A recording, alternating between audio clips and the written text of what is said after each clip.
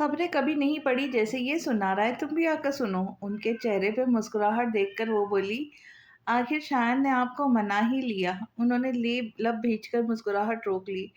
फिर उलझ कर बोले, लगता है इसमें कोई मिकनातिस फीट है जो दिल इसकी तरफ खींचा जाता है। और कल से तो एक अजीब बात हो रही है। मैं जितनी बार इसका चेहरा देखता हूँ इसमें मलिहा की झलक नजर आती है। वो सांस भरकर बोली, मलिहा से मोहब्बत भी तो बहुत करता है, और इंसान जिससे मोहब्बत करे उसका अक्स बन जाता है। फिर हमें मलिहा और वजदान के सिवा और कोई हवाला भी तो नहीं मालूम। इसके वजूद में तलाश किया तो वही दोनों नजर आएंगे। इसमें अजीब क्या है। इफ्तिखार हुसैन का दिल ही उचाट हो गया। शायान को यहाँ आए 7 दिन हो चुके थे। शुरू के 2-3 दिन तो उसकी शौकियों का ही वही आलम रहा, फिर धीरे धीरे उदास होता चला गया। बात ये थी, इन 7 दिनों में वजदान एक बार भी उससे मिलने नहीं आया था, और जब वो आफाक के घर जाने के लिए कहता तो वो भी कोई जवाब नहीं आ देता। आज समीरा उसे रात के खाने के लिए बुलाने आई तो वो बिस्तर पर बैठा रो रहा था, और समीरा के लाख चुप कराने पर भी चुप नहीं हुआ। वो परेशान सी उठकर आफाक के पास आ गई, जो सबके साथ डाइनिंग टेबल पर बैठा था। आफाक, खाना बाद में खा लीजिए, पहले शायन को उसके घर छोड़ कर आए। वो बहुत रो रहा है। लेकिन रो क्यों रहा है? इफ्तिखार हसन ने हैरत से पूछा तो आफाक बोला, वजदान की याद आ रही होंगी, इससे मिलने भी तो नहीं आया, फिर खुद से फ़ोन भी नहीं करता। मैं ही शायन की उससे बात करा दूँ तो करा दूँ, लेकिन ऑफिस में बार बार फ़ोन करके कहता है शायन को भेज दो। इसकी बात पर मुनीर हसन भी परेशानी से गोया हुए, कहीं दिन से ऑफिस भी नहीं आ रहा। कल तो मैंने उससे फ़ोन पर भी कहा था कि ऑफिस आ जाए, डॉक्यूमेंट्स उसे हैंड ओवर करने हैं, मगर वो आया ही नहीं। आफाक, पता तो कर रहे हो कहीं बेटे की जुदाई में बीमार ना पड़ गया हो भी सकता है, आफाक बोला, लेकिन मैं जानता हूँ वो आप दोनों के सामने आने से कतरा रहा है, वरना कभी भी वो शायन के बगैर इतने दिन ना गुजारता। उसकी अम्मी बोली, तुम इसे छोड़ ही आओ, बच्चा कितनी बार कह चुका है घर जाना है। मैं चाहता हूँ वजदान खुद उसे लेने आए ताकि उसका गुरेज ख़त्म हो। फिर उसने समीरा से कहा, जाओ शायन को ले आओ, और आते हुए फ़ोन भी लेती है ना। कुछ देर बाद वो शायन के साथ लौटी तो आफाक उससे बोला, अब्बू याद आ रहे? उसने नाक सुड़कते हुए कहा, हाँ। हमें सर हिलाया और रोने लगा। आफाक उसे कंधे से लगाकर थपकते हुए बोला, अभी मैं अब्बू को फ़ोन मिलाऊंगा और तुम यही बात उनसे कहना। शायन ने रोते रोते फिर से सर हिला दिया तो आफाक समीरा के हाथ से कॉर्डलेस ने लेकर नंबर मिलाने लगा। फिर वजदान की आवाज़ सुनते ही उसने फ़ोन शायन को पकड़ा दिया, जो फ़ोन पकड़ते ही अब्बू कहकर ऊंची आवाज़ में रोने लगा। वजदान खुद बहुत बेचैन था। पहली बार शायन उसकी आंखों से दूर हुआ था। रोज़ ही आफाक को फ़ोन करके कहता कि शायन को भेज दे, मगर आफाक सुनी अनसुनी करता रहा। खुद उसमें इतनी इखलाक की जुरात नहीं थी आफाक के पापा या ताया का सामना कर पाता, बल्कि वो तो आफाक के घर के किसी भी फर्द से आंखें मिलाने की हिम्मत नहीं रखता था।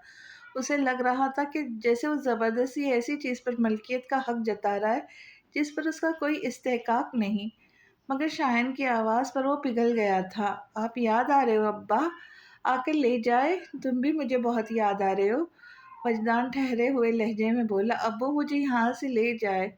वो बार बार एक ही रट लगाए हुए था, मैं आ रहा हूँ मेरी जान, बस तुम रोना बंद कर दो। वजदान की बेचैनी को महसूस करके शायन आंसू जब्त करने की कोशिश में भर्राई हुई आवाज़ में बोला, जल्दी आइएगा, बस तुम फ़ोन रखो, मैं 2 मिनट में आ रहा हूँ। वजदान ने कहने के साथ ही फ़ोन बंद कर दिया और गाड़ी की चाबी उठाकर तेज़ी से बाहर की तरफ लपका। शायन की पुकार उसकी सबसे शायन की पुकार उसके सब एहसासात पे भारी थी। वो फुल स्पीड से गाड़ी भगाता आनन फानन आफाक के घर आ पहुंचा। वजदान ने हॉल में कदम रखा तो सामने ही इफ्तिखार हसन और मुनीर हसन शायन को साथ लिए सोफे में बैठे थे। बाकी लोग भी वहीं मौजूद थे, शायन को दिलासे दे रहे थे जो अभी तक रो रहा था। शायन! वजदान ने उस पर नज़र पड़ते ही पुकारा। शायन ने आवाज़ की सिमत देखा, फिर अब्बू आ गए कहते बंदूक से निकली गोली की तरह उठकर वजदान की तरफ दौड़ पड़ा। उसे अपनी तरफ आते देखकर घुटने ज़मीन पर टिका कर बैठे हुए वजदान ने अपनी बाहें खोल दी और शायन दौड़ता हुआ आकर उनमें समा गया। देखने वालों को लग रहा था जैसे दोनों बरसों बाद मिले हो। वजदान उसे बेतहाशा चूम रहा था और शायन उससे लिपटा जा रहा था। پھر وجدان کا دھیان سب کی طرف گیا جو اس کے گرد گھیرا ڈالے مسکراتی نگاہوں سے دیکھ رہے تھے۔ السلام علیکم، شایان کا ہاتھ پکڑ کر کھڑے ہوتے اس نے سب کو مشترکہ سلام کیا۔ تم آفس کیوں نہیں آ رہے؟ منیر حسن کڑے تیور سے بولے تو وجدان سٹپٹا گیا۔ انکل وہ میں کرنے لگا تو انہوں نے کہا بس رہنے دو، مجھے پتا چل گیا تم کبھی نہیں سدھرو گے۔ میری بھانجی نہیں رہی تو کیا ہوا، اس کا بیٹا جو ہے جس کے نام پر تم جی بھر کے اٹھ پٹانگ حرکتیں کر سکتے ہو۔ وجدان خفیف سا مسکراتے ہوئے گدی مسلنے لگا، تبھی اس کی نظر افتخار حسن پر پڑی اور بلا ارادہ ہی اس نے رخ پھیرتے ہوئے چہرہ چھپانا چاہا۔ کیا ساری عمر چہرہ چھپاتے رہوں گے؟ وجدان نے کچھ ہچکچاہٹ کے بعد ان کی طرف دیکھا۔ ان کے چہرے پر نرم سے تاثر نے اسے شرمندہ کر دیا۔ میں اندازہ کر سکتا ہوں اس فسانے کو سن کر آپ کو کتنی تکلیف ہوئی ہوگی۔ اب اس ذکر کو جانے دو، یوں بھی تقدیر کی بس ایک لکیر ہی درمیان میں ہے، ورنہ یہ فسانہ ملیحہ کی داستان حیات بھی ہو سکتا تھا۔ وہ متانت سے بول کر چپ ہوئے تو سمیرہ کی امی وجدان کو بازو تھام کر بولی، اب یوں کھڑے نہ رہو، آؤ بیٹھ جاؤ۔ وہ فوراً ہی معذرت کرنے لگا، سوری خالہ، بیٹھ نہیں سکتا، میں گھر میں کسی کو بتا کر نہیں آیا، سب پریشان ہو رہے ہوں گے، آئے ہو تو ڈاکیومنٹس لے جاؤ۔ اسے جاتے دیکھ منیر حسن جلدی سے بولے، آفاق کے ساتھ جاؤ، وہ تمہیں بتا دے گا۔ ساتھ آفاق کو اشارہ کیا، وہ سر ہلاتا وجدان کے آنے کا کہہ کر اسٹڈی کی طرف چل پڑا۔ اندر آ کر وہ چلتا ہوا ٹیبل کے پاس آ رکا اور فائل میں سے کچھ کاغذات دیکھ کر نکالنے لگا۔ وجدان بھی اس کے پاس آ کھڑا ہوا۔ آفاق نے ایک کاغذ نکال کر وجدان کی طرف بڑھاتے ہوئے سنجیدہ چہرے کے ساتھ کہا، یہ شایان کا برتھ سرٹیفکیٹ ہے جس میں شایان کے ماں باپ کی حیثیت سے وجدان اور ملیحہ فاروقی کا نام درج ہے، اور اس برتھ سرٹیفکیٹ پہ شایان کی تاریخ پیدائش وہیں درج کی گئی ہے جو ملیحہ کی اصل تاریخ وفات ہے۔ وجدان نے سپاٹ چہرے کے ساتھ وہ سرٹیفکیٹ آفاق سے لے کر ٹیبل پہ رکھ دیا۔ اس کے بعد آفاق نے ایک اور کاغذ اس کے ہاتھ میں دیا۔ وجدان نے اس کاغذ پر نظر ڈالی اور ہکلاتا ہوا بولا، یہ تو نکاح نامہ ہے۔ آفاق اس کی بات پوری کرتے ہوئے بولا، اس پر ملیحہ کے دستخط بھی موجود ہے جو کسی ایکسپرٹ کے ذریعے کروائے گئے ہیں، اور انہیں جعلی ثابت کرنا آسان نہیں۔ گواہوں کے طور پر میں، پاپا، تایا اور سمد کے سائن کر چکے ہیں، تم بھی دستخط کر دینا۔ اس کے بعد اگر شایان کے اصل ماں باپ بھی کہیں سے آ جائے تو برتھ سرٹیفکیٹ اور نکاح نامہ کی موجودگی میں تمہیں شایان پر اپنا حق ثابت کرنے کے لیے کسی کی گواہی کی ضرورت نہیں رہے گی، کیونکہ اب قانونی طور پر ملیحہ تمہاری مرحومہ بیوی اور شایان تم دونوں کی اولاد ہے۔ وجدان کے دماغ میں بگولے اٹھ رہے تھے، کانوں میں سائے سائے کی آوازیں گونجنے لگی۔ اسے ملیحہ کے ساتھ ہوئی پہلی ملاقات یاد آنے لگی اور اپنا پہلا جملہ جو اس نے ملیحہ سے کہا تھا، وہ جملہ جو ایک سوال تھا، آپ مجھ سے شادی کریں گی؟ مگر اس سوال کا جواب نہ مل سکا اور اس ملال نے ایک عمر وجدان کی جنون کے سرگردہ کیے رکھا۔ یہی دکھ وجدان کو عزیز بھی بہت تھا، یہ دکھ ہی تو اس کی چاہت کا صلہ تھا، یہ دکھ ہی اس کی عمر کا حاصل تھا۔ اور آج وجدان کو ہاتھ میں پکڑا کاغذ کا ٹکڑا کہہ رہا تھا، ملیحہ وجدان کی بیوی تھی اور شایان سے اس کے تعلق کا ثبوت کا مذاق، اور ایسا مذاق وجدان کو لگ رہا تھا اس کا ملال، اس کی جاگیر اس سے چھین لی گئی ہے۔ اب وہ کسے جا کر کہہ سکے گا کہ اس نے محبت میں خسارہ اٹھایا ہے؟ لب آبزاد ہو تو درد کو جھیلنا کچھ آسان ہو جاتا ہے، مگر وجدان کے کو درد کے دلدل میں اتار کر طاقت فریاد چھین لی گئی تھی۔ وجدان کو لگا اس کی تمام آرزوؤں کو تماشا بنا دیا گیا، یہ تضحیک اس کی برداشت سے باہر تھی۔ خالی ہاتھ رہ جانا ہمیشہ تکلیف دیتا ہے، لیکن جس کے دامن میں صرف دکھ ہو، پھر اگر وہ بھی اسے چھین جائے تو یہ چارہ گیری کسی بجہز بہائے گی۔ ایک مدت سے وجدان نے آنسوؤں کو پلکوں کے سلاخوں میں قید کر رکھا تھا، لیکن آج وجدان نے انہیں آزادی کی نوید دے دی۔ اب وہ پھوٹے چلے جا رہے تھے، مگر وجدان ہنس رہا تھا۔ وہ تقدیر کے اس مذاق پہ قہقہے لگا رہا تھا، ساتھ ساتھ اس کا چہرہ بھیگتا جا رہا تھا۔ پھر جانے کیا ہوا، ہنستے ہنستے اس کے ہونٹوں سے قہقہوں کی جگہ آہ بکا نکلنے لگی۔ اس کاغذ کو دیکھ کر ٹوٹنے لگا۔ اس نے سر کو اٹھا کر چھت کی طرف دیکھا، جیسے اس کی نگاہ سیدھے آسمان تک جا پہنچی، اور آنسوؤں کے بیچ پکارا، اللہ! اس کی آواز میں ڈھیروں شکوے تھے۔ مگر عرش سے وہی خاموشی سنائی دی جیسے اللہ کہہ رہا ہو جو میری رضا، اور وجدان نے سر جھکا دیا، ہونٹ کاٹتے ہوئے درد برداشت کرنے کی کوشش میں بے دم ہو کر فرش پر بیٹھ گیا۔ میرے زخم بھر جانے دے اللہ، میرے زخم بھر جانے دے۔ دونوں بازو سر پر رکھ کے وہ پھوٹ پھوٹ کر روتا ہوا کہتا جا رہا تھا۔ سمیرہ چپ ہوئی تو انہیں بے تحاشا تھکن کا احساس ہوا۔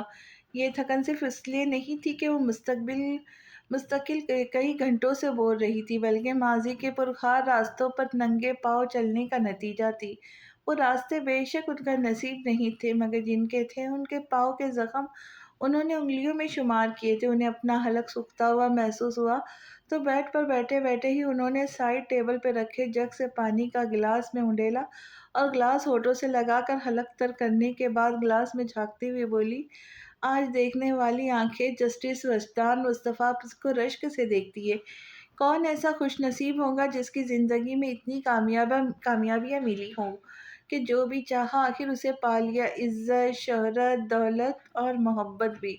کیونکہ دنیا تو یہی دیکھتی ہے کہ وجدان نے جس لڑکی سے محبت کی وہ اس کی بیوی بن گئی۔ جی نہ سکی یہ اور بات ہے، مگر وہ ان چند خوش نصیبوں میں سے ہے جن کی محبت تکمیل کو پہنچتی ہے، اور اس محبت کے حسین یادگار ہے شایان مصطفیٰ۔ جوان بیٹے کا باپ ہونا اپنے آپ میں خوش بختی، اور بیٹا اگر ASP شایان مصطفیٰ ہو تو کیا کہنے، ذہانت اور وجاہت تو اسے ماں باپ سے ورثے میں ملی ہے۔ اس کی سعادت مندی اور فرما برداری یقیناً وجدان کی تربیت کا نتیجہ ہے، جس نے صحیح معنوں میں محبوبہ بیوی کی نشانی کو سینے سے لگا کر رکھا۔ لوگ وجدان کو دیکھتے ہیں تو رشک سے سوچتے کاش انہیں بھی ایسی قسمت مل جائے، مگر میں ہر بار وجدان کو دیکھ کر یہی دعا کرتی ہوں کہ اس جیسی قسمت اللہ کسی کو نہ دے۔ انہوں نے سر اٹھا کر تانیہ کو دیکھا جو دیوار کے ساتھ کمر ٹکائے کارپیٹ پر بیٹھی تھی، دونوں ہاتھ گھٹنوں پہ رکھے۔ اس کا چہرہ آنسوؤں سے دھلا تھا۔ وجدان کی زندگی میں قیامتیں بہت آئی ہے، آج یوم حساب بھی آ گیا، مجھے ڈر ہے کہیں اسے گناہگار نہ ٹھہرا دیا جائے، وہ خوفزدہ سی کہہ رہی تھی۔ تانیہ نے کچھ بھی نہ کہا اور پیشانی ہاتھ کی پشت پر ٹکا دی۔ وجدان بابا جان اور نور الہدیٰ کے سامنے ہاتھ باندھے یوں کھڑے تھے جیسے احتساب کے کٹہرے میں لائے گئے ہو، اور اعتراف جرم کے بعد ان کے چہرے پر سزا کا انتخاب منتظر تھا، مگر محتسب ان کی زندگی کا حساب کتاب جو کرنے لگے تو مخمصے پڑ گئے۔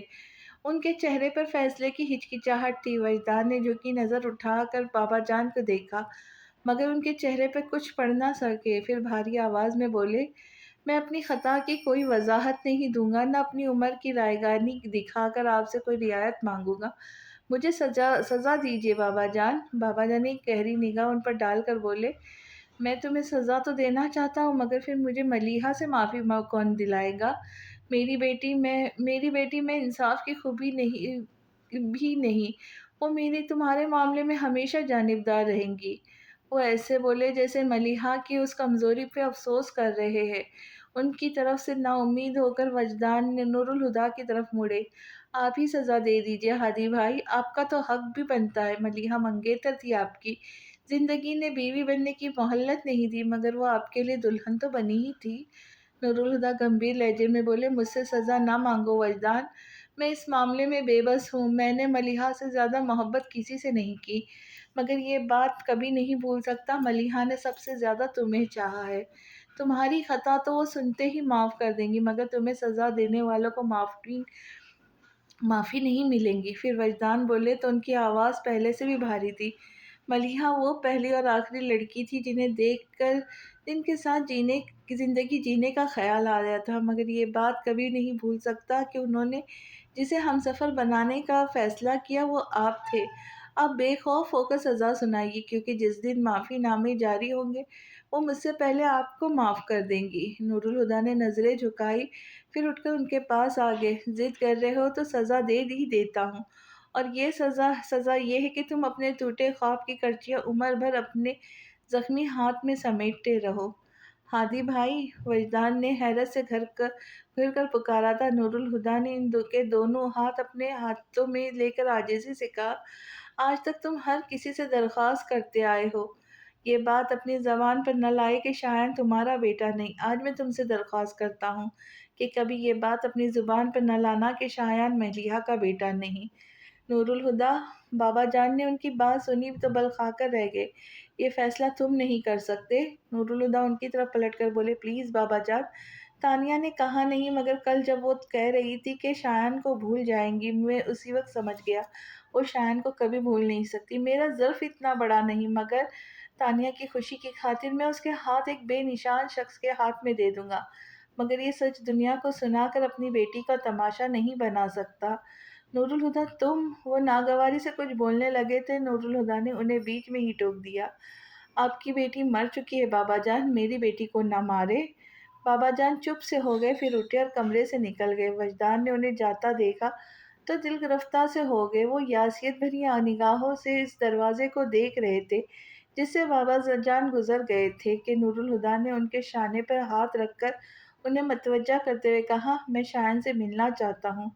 وجدان پلٹ کر انہیں دیکھنے لگے تو انہوں نے مزید کہا، کل اسے اپنے ساتھ لے آنا۔ وجدان گمسم سے ہو گئے تو نور الہدیٰ نے کہا، کیا ہوا وجدان؟ وہ بولے، آج جب میں نے قصر فاروقی میں قدم رکھا تو لگا میں مقتل میں آ گیا ہوں۔ زندگی کچھ پلوں کی مہمان ہے، یہ تو سوچا بھی نہیں تھا مقتل مجھے زندگی بخش دے گا۔ تھینک یو ہادی بھائی۔ نور الہدیٰ خفیف سا مسکرا کر بولے، اس قصر فاروقی نے ایک بار تمہاری زندگی چھینی بھی تو تھی، آج اگر بخش دی تو شکریہ کس بات کا؟ یہ تمہارا ہم پر قرض تھا جو آج اتر گیا، مگر 27 سالوں سے اس قرض پر جو سود چڑھتا رہا وہ ابھی باقی ہے، وہ سود مجھے معاف کر دو، مجھ میں اسے چکانے کی سکت نہیں۔ ان کی آواز میں ندامت اور ملال کی آمیزش تھی جس نے وجدان کو مضطرب کر دیا۔ آپ ایسی باتیں کیوں کرتے ہیں ہادی بھائی؟ آپ تو شروع سے ہی لا علم تھے۔ اس لا علمی کی تو سزا کاٹ رہا ہوں۔ 27 سالوں سے ایک فاس دل میں چبھ رہی ہے، کرب سے ہونٹ کاٹتے انہوں نے سختی سے آنکھیں میچ کر پلکوں پر آئی نمی کو اندر اتارا اور کہا، کاش میں ہمیشہ لا علم رہتا۔ ان کی اذیت کو محسوس کر کے وجدان نے سر جھکا لیا، پھر نظروں کا زاویہ بدل کے دروازے کی طرف دیکھنے لگے۔ تانیہ نے لاؤنج میں قدم رکھا تو سامنے عزیر اور عمیر سر جوڑے بیٹھے تھے، آہٹ پر سر اٹھا کر دروازے کی طرف دیکھنے لگے۔ کیا خسر فسر کر رہے تھے؟ تانیہ ارد گرد نگاہ گھماتے متحد انداز میں کہا، انکل چلے گئے؟ ہاں، عزیر نے کہا، پھر جوش میں کہنے لگا، آپ کو پتہ ابھی وہ انکل کون تھے؟ تانیہ نے ٹھٹک کر پوچھا، کون؟ عزیر اٹھ کے ان کے پاس آتا بولا، ان کا نام وجدان مصطفیٰ، اور وہ جو لڑکی ہے نا، وہی جن کی تصویر دادا جان کے کمرے میں لگی ہے، وہ دادا جن کی بیٹی تھی، ان کا نام ملیحہ تھا، اور وجدان انکل ملیحہ آنٹی کے شوہر ہے، اور دادا جان بھی ہمارے دادا نہیں ہیں، وہ پاپا کے چاچا ہے۔ واٹ ربش! تانیہ ناگواری سے وہ بولی، وہ پاپا کے بابا ہو یا چاچا، ہمارے دادا ہی ہے۔ ہاں وہ تو ہے، عزیر ہکلایا، پھر چڑھ کر بولا، اچھا نا بات تو سن لے۔ تانیہ مطمئن سی بولی، ہاں وہی سناؤ۔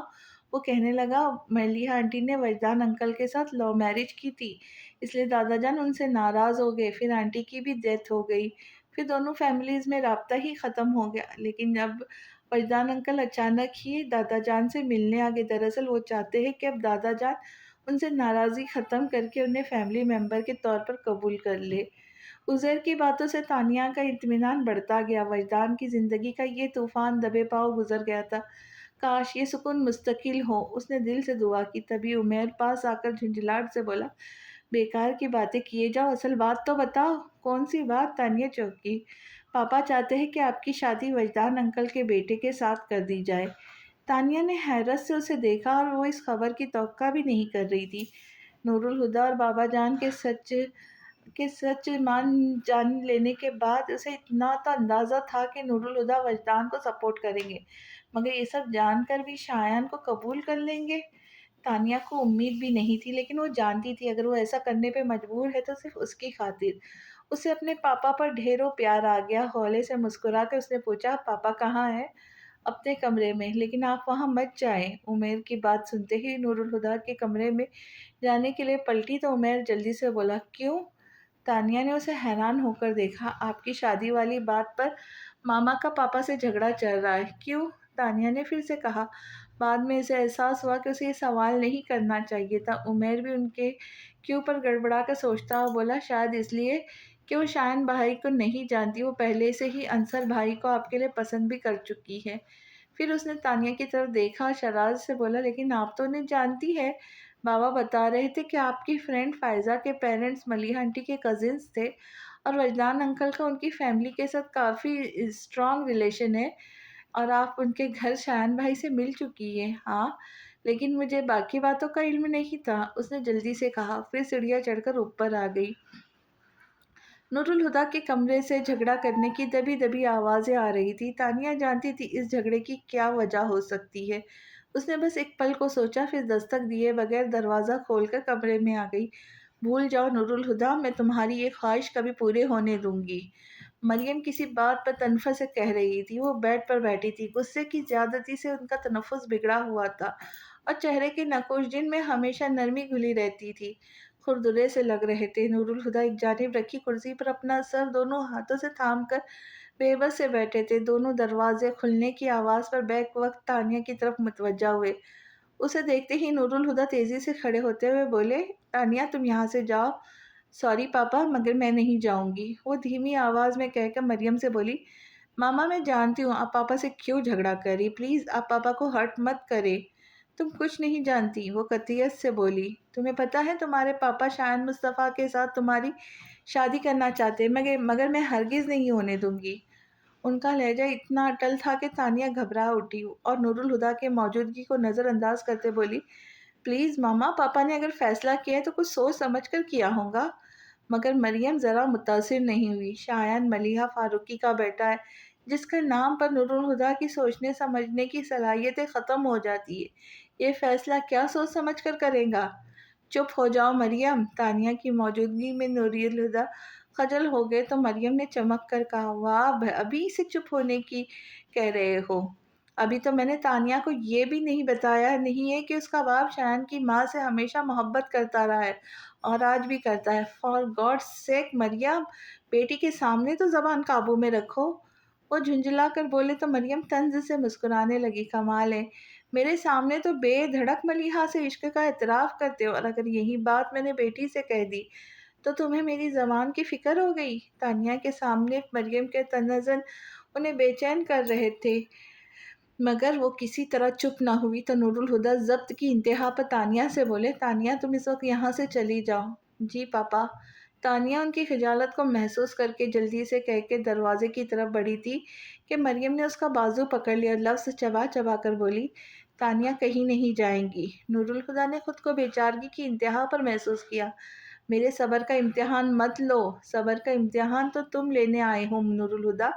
25 سالوں سے میں ایسے شخص کے ساتھ زندگی گزار رہی ہوں جو کسی اور کا دم بھرتا ہے۔ میں نے اپنے سب کچھ تمہیں بخش دیا، پھر بھی تم میرے نہ ہوئے، ہمیشہ اسی کے رہے جو تمہیں چھوڑ کر کسی دوسرے کے ساتھ نکل بھاگی تھی۔ شرم آنی چاہیے تمہیں اس طرح کی باتیں کرتے ہوئے۔ نور الہدیٰ نے بھڑک کر کہا۔ جواباً وہ سرد لہجے میں بولی، کسی دوسرے کی بیوی، کسی کے بچے کی ماں سے عشق کرتے ہوئے تمہیں شرم نہیں آنی چاہیے؟ نور الہدیٰ نے کوفت سے انہیں دیکھا، پھر تانیہ سے تیز لہجے میں بولے، میں تمہیں جانے کو کہہ رہا ہوں تو جاتی کیوں نہیں؟ اس کا بازو ابھی بھی مریم کے ہاتھ میں تھا۔ انہوں نے نور الہدیٰ کی بات سن کر جنونی گرفت اتنی سخت کر لی کہ اس کے ناخن تانیہ کی نرم کھال میں گھس گئے، اور چلا کر بولی، یہ یہاں سے نہیں جائیں گی۔ بابا پلیز میرا بازو، ماما پلیز میرا بازو چھوڑ دے۔ تانیہ درد سے بلبلائی تو اس کے بازو کو جھٹکا دے کر سختی سے بولی، کہہ دیا نا تم یہاں سے نہیں جاؤں گی۔ مگر وہ گردن موڑ کر نور الہدیٰ کو دیکھنے لگی اور کہا، آج مجھے تم پہ ترس آ رہا ہے نور الہدیٰ۔ مجھے یاد ہے سرکل کی کوئی ایک لڑکی ایسی نہیں تھی جو تم سے شادی نہ کرنا چاہتی ہو، مگر جس سے تم شادی کرنا چاہتے تھے وہ تمہیں چھوڑ کر کسی اور کی بیوی بن گئی۔ سو سیڈ۔ وہ ہمدردی جتا کر بولی تو نور الہدیٰ طیش میں آ گئے، میں نے کبھی ملیحہ کو پانے کی خواہش نہیں کی۔ وہ ایک دم مشتعل ہوئے، پھر تم کس لیے اس ڈان کا سوگ مناتے ہو؟ تانیہ کو برا لگا تو فوراً انہیں ٹوکنے لگی، ماما اتنا تو خیال کر لے، وہ مر چکی ہے۔ وہ اس تیز لہجے میں بولی، اسے مرا ہوا مت کہو تانیہ، وہ مرتی ہی تو نہیں۔ اگر مر گئی ہوتی تو آج نور الہدیٰ میرا ہوتا، مگر اسے زندہ رہنے کا ایسا لالچ ہے کہ مر کر بھی نہیں مری۔ اس کا وجود اس دنیا سے اٹھ گیا، پھر بھی وہ دنیا چھوڑنے کو تیار نہیں۔ وہ لڑکی نہیں، آصف ہے جس نے ہر ایک کو اپنے دام میں گرفتار کر رکھا ہے۔ ایک باپ بیٹا میرے گھر میں اس کے عاشق ہے، ایک باپ بیٹا اس کے گھر میں اس کے نام کی تسبیح پڑھتے، اور جانے کون کون ہے جسے اس نے اپنے سحر میں جکڑ رکھا ہے۔ پھر وہ اچانک نورالہدا سے بولی، اس میں ایسا کیا تھا نورالہدا جو ہر کوئی اس کی محبت میں مرا جا رہا ہے؟ اس میں کون سی کشش تھی جو کم نہیں ہوتی؟ کوئی میری محبت اس کی محبت کے سامنے بے بس ہے۔ پھر خود ہی سر جھٹک کر کہا، جنتر منتر پھونکے ہوں گے اس چڑیل نے، ورنہ کون اس گری ہوئی لڑکی کو یاد کرتا جو ایک طرف کزن کو الو بناتی رہی، دوسری طرف وجدان کو پھانس کر بیاہ رچا لیا۔ وہ ایسی نہیں تھی جیسا آپ بول رہی، اگر ہوتی تو کوئی انہیں یاد نہ کرتا۔ ہاں، وہ نہیں مری، کیونکہ جو دلوں میں جینے کا ہنر سیکھ لے اسے موت نہیں مار سکتی۔ مریم نے یوں تانیہ کو دیکھا جیسے یقین نہ آیا ہو یہ سب اس نے کہا، پھر طنز سے مسکراتی نورالہدا سے بولی، مبارک ہو نورالہدا، ملیحہ کے عاشقوں کی فہرست میں ایک نئے نام کا اضافہ ہو گیا۔ پھر وہ تانیہ کا بازو جھٹک کر پیچھے ہٹی خوفناک لہجے میں بولی، تم دونوں اسے جتنی بھی محبت کر لو، میری نفرت سے جیت نہیں سکتے، اور کان کھول کر سن لو، میں کسی قیمت پر ملیحہ کے بیٹے کو اپنی بیٹی کی زندگی میں برداشت نہیں کروں گی۔ نورالہدا سرد سپاٹ نظروں سے اس کی طرف دیکھا اور کاٹدار آواز میں بولے، تم بھی ایک بات سمجھ لو، میں تم جیسی کمظرف عورت کے لیے اپنی بیٹی کی زندگی داؤ پر نہیں لگاؤں گا۔ وہ رکے، پھر کہا، میں نے تم سے بہت محبت کی ہے مریم، اتنی کہ خود بھی ڈر گیا کہیں ملیحہ کو نہ بھول جاؤ، مگر وہ تم تھی جس نے کبھی مجھے ملیحہ کو بھولنے نہیں دیا۔ اس کی تصویر ہمیشہ میرے ذہن میں تازہ رکھی، لیکن تمہارے اس احسان کے باوجود آج مجھے یقین ہو گیا کہ تم سے شادی کرنا میری زندگی کی سب سے بڑی غلطی تھی۔ وہ اجنبیت سے بول کر لمبے لمبے ڈگ بھرتے کمرے سے چلے گئے۔ آسمان پر اتنا اندھیرا نہیں تھا جتنا مریم کی آنکھوں کے سامنے چھا گیا تھا۔ کسی عورت کے لیے اس سے بڑا تماچا اور کیا ہوگا؟ اس سے کہا جائے کہ اس کے ساتھ 25 سال کی رفاقت غلطی تھی۔ وہ گرنے کو تھی کہ تانیہ نے بڑھ کر انہیں تھام لیا، پھر سہارا دیتی انہیں بیڈ تک لے آئی اور انہیں آرام سے بٹھا کر ان کے کمر کے پیچھے تکیہ لگا دیا۔ وہ سراسیمہ سی تانیہ کا ہاتھ تھام کر بولی، تم نے سنا نورالہدا نے کیا کہا؟ آج اسے مجھ سے شادی کرنا غلطی لگ رہی، یہ شخص مجھے اور کتنی تکلیف دے گا۔ تانیہ نے دیکھا ان کی آنکھوں میں آنسو تھے، وہ نرمی سے بولی، آپ بھی تو ماما ایسی بات کے لیے پاپا سے الجھتی جو ان کے اختیار میں نہیں۔ میرا بھی تو خود پر اختیار نہیں، وہ بے بسی سے بولی، جتنی شدت سے میں نے نورالہدا کو چاہا، اگر پتھر کو بھی پوچھتی تو خدا ہو جاتا، لیکن نورالہدا میرا نہ ہوا۔ ایسا کیوں سوچتی ہے ماما؟ ملیحہ آپ سے پہلے پاپا کی زندگی میں آئی تھی اور آپ سے پہلے ہی پاپا کی زندگی سے نکل گئی۔ اب اگر وہ ان کے دل میں ہے تو کیا ان کی زندگی میں تو آپ کے سوا کوئی نہیں؟ پھر پاپا نے کب آپ سے کچھ چھپایا؟ یہی تو تم نہیں سمجھتی، اس کی زندگی میں کوئی اور ہوتی تو میں گوارا کر لیتی، مگر اس کے دل میں کوئی اور ہے، یہ مجھ سے برداشت نہیں ہوتا۔ ابھی بھی جا کر دیکھ لو، اس کے جھگڑے کا فائدہ اٹھا کر وہ ملیحہ کے کمرے میں گیا ہوگا۔ جانتا ہے نا، جب تک وہ نہیں منائے گا میں اس کے پاس نہیں جاؤں گی۔ سوچا ہوگا کیوں نہ اس سنہری موقع کا فائدہ اٹھا کر محبت کے مقبرے کی زیارت کر لی جائے، اور یہ وہ پہلی بار نہیں کرے گا۔ شادی کے شروع کے دنوں میں اکثر وہاں جایا کرتا تھا، میں نے روکا تو چھپ کر میری غیر موجودگی میں جانے لگا۔ میں نہیں چاہتی کہ دوبارہ ہمارا آمنا سامنا ملیحہ کے کمرے میں ہو، اس لیے میں نے گھر سے باہر مصروفیت ڈھونڈ لی تاکہ نورالہدا کو موقع ملتا رہے میں لاتعلق رہ سکوں۔ خود کبھی دوبارہ ملیحہ کے کمرے کی طرف نہیں گئی اور تم لوگوں کو بھی روک کر رکھا، مگر نورالہدا کی غلط فہمی ہے کہ مجھے پتہ نہیں چلتا، میں تو اس کی آنکھیں دیکھ کر پہچان جاتی ہوں کہ آج وہ محبت کے مقبروں پہ یادوں کی چادر چڑھا کر آیا ہے۔ بولتے بولتے وہ ایک دم چپ ہو گئی، سر تکیے پہ ڈال کر ہانپنے لگی جیسے لمبی دوری کا سفر پیدل طے کر کے آئی ہو۔ اداسی تانیہ کو بھی اداس کر رہی تھی، مگر اس کے پاس ان کی اداسی دور کرنے کا کوئی حل نہیں تھا، اس لیے وہ انہیں سمجھانے لگی، حقیقت کتنی ہی تکلیف دہ ہو، اس کی خوبی یہی ہے کہ اسے بدلا نہیں جا سکتا، جس کو بدلا نہ جا سکے اس کے ساتھ سمجھوتا کر لینا چاہیے۔ مریم نے آنکھیں بند کر لی، کہنا بہت آسان ہے مگر کرنا مشکل ہے۔ کیا تم کبھی محبت میں سمجھوتا کر پاتی؟ کر چکی ہوں، اس نے دل میں کہا۔ جب محبت میں ترک کرنا بس میں نہیں ہوتا، سمجھوتا تو کرنا پڑے گا۔ پھر ان کی بند آنکھوں کو دیکھتے ہوئے کہا، آپ کو تو پاپا سے محبت کا دعویٰ ہے، پھر آپ نے انہیں اکیلا کیسے چھوڑ دیا؟ مریم نے آنکھیں کھولی، پھر تکیے سے سر اٹھا کر اسے دیکھنے لگی جو کہہ رہی تھی، जिसे चाहा जाए उसकी तकलीफ देखी ना जाती, पर आपने तो कभी पापा की तकलीफ को महसूस भी नहीं किया। पापा जिसे खुश देखना चाहते थे उसे 27 साल से नहीं देखा और कयामत तक नहीं देख पाएंगे। आप अगर उन्हें अपने कंधे पर सर रख के रोने की इजाज़त दे देती तो वो अकेले खाली कमरे में बैठकर अपना दुख क्यों मनाते? आप हमेशा उन्हें अपना बनाने की जिद करती रही, खुद उनकी क्यों ना हो गई? ये क्यों नहीं सोचा कि वो आपकी ना हो सके तो क्या शिकायत, वो खुद अपने भी नहीं रहे। आप खुद ही उनसे दूर रही तो वो आपके पास कैसे आते मामा? लेकिन पापा ने कभी आपके और अपने बीच की खलीज हमें महसूस नहीं होने दी। मगर मैं जानती हूँ वो खुश नहीं और खुश आप भी नहीं हैं। तो इस लड़ाई से आपने क्या पाया? तानिया उन्हें खामोश देख कर उनके पास से उठ आई। काफ़ी रात बीत चुकी थी, नूरुल हुदा अभी तक कमरे में नहीं आए थे। वो उनकी तलाश में पोर्शन की तरफ निकली। हॉल की छत से लटकते झूमर के नीचे खड़े वो सामने सीढ़ियों को देख रही थी। तानिया ने आज तक इन सीढ़ियों पर पाँव नहीं रखा था। रेलिंग को थाम कर तानिया ने पहली सीढ़ी पर पाँव रखा तो उसने महसूस किया उसके दिल की धड़कनें मामूल से तेज हो गई। उसने दूसरी सीढ़ी पर पैर जमाया तो उसकी सांसें भी उथल-पुथल होने लगी। मगर वो अपने हवास को मश्तमा रख के एक-एक सीढ़ी पे चढ़ती जीने तक आ गई। उसने पलट कर नीचे देखा, फिर गर्दन मोड़कर अपने सामने मुनकशिश आबनूसी दरवाजे को देखा। भारी ताला खुला हुआ था, कुंडी से लटक रहा था, जंजीर एक तरफ कोन हटी हुई थी। तानिया ने दोनों पटों पर हाथ रखकर ज़रा-सा ढकेला, वो खुलते चले गया। तानिया को लगा उस पर तिलस्म सा हो, शिरवा का दरवाज़ा खुल गया हो। सर्द हवा उसके जिस्म से टकराई तो उसने सांस रोक लिया, फिर उसने एक कदम उठाकर कमरे में आ गई। नूरुल हुदा सामने बेड पर दराज थे। तानिया को देखकर चौंकते हुए उठ बैठे, मगर तानिया ने उनकी मौजूदगी का कोई नोटिस नहीं लिया।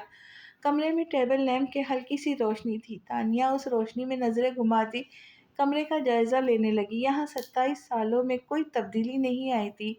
वो सब तरफ देखती नूरुल हुदा के पास चली आई। बेड पर बैठे हुए उसकी निगाह पायती की तरफ रखे छोटे सोफे सेट पर थी, जिस पर कुछ फ्रेम हुई तस्वीरें रखी थी और टेबल पर जेवरात के ढेर के साथ रूसी लिबास तय किया हुआ था। तानिया ने उसे देखकर निगाहें फेर ली। नूरुल हुदा बहुत गौर से उसे देख रहे थे। तानिया ने गहरा सांस अंदर उतार कर कहा, इस हवा में अजीब सी खुशबू महसूस हो रही है। शायद ये मलिहा फारूकी की खुशबू है। फिर अचानक ही मुंह मुड़कर नूरुल हुदा को देखा। आपको यही खुशबू यहाँ ले आती है ना? वो चौंक कर बोले, तुम मरियम की बातों को संजीदगी से मत लो। वो ऐसे ही बोलती रहती है। मैं सब जानती हूँ पापा।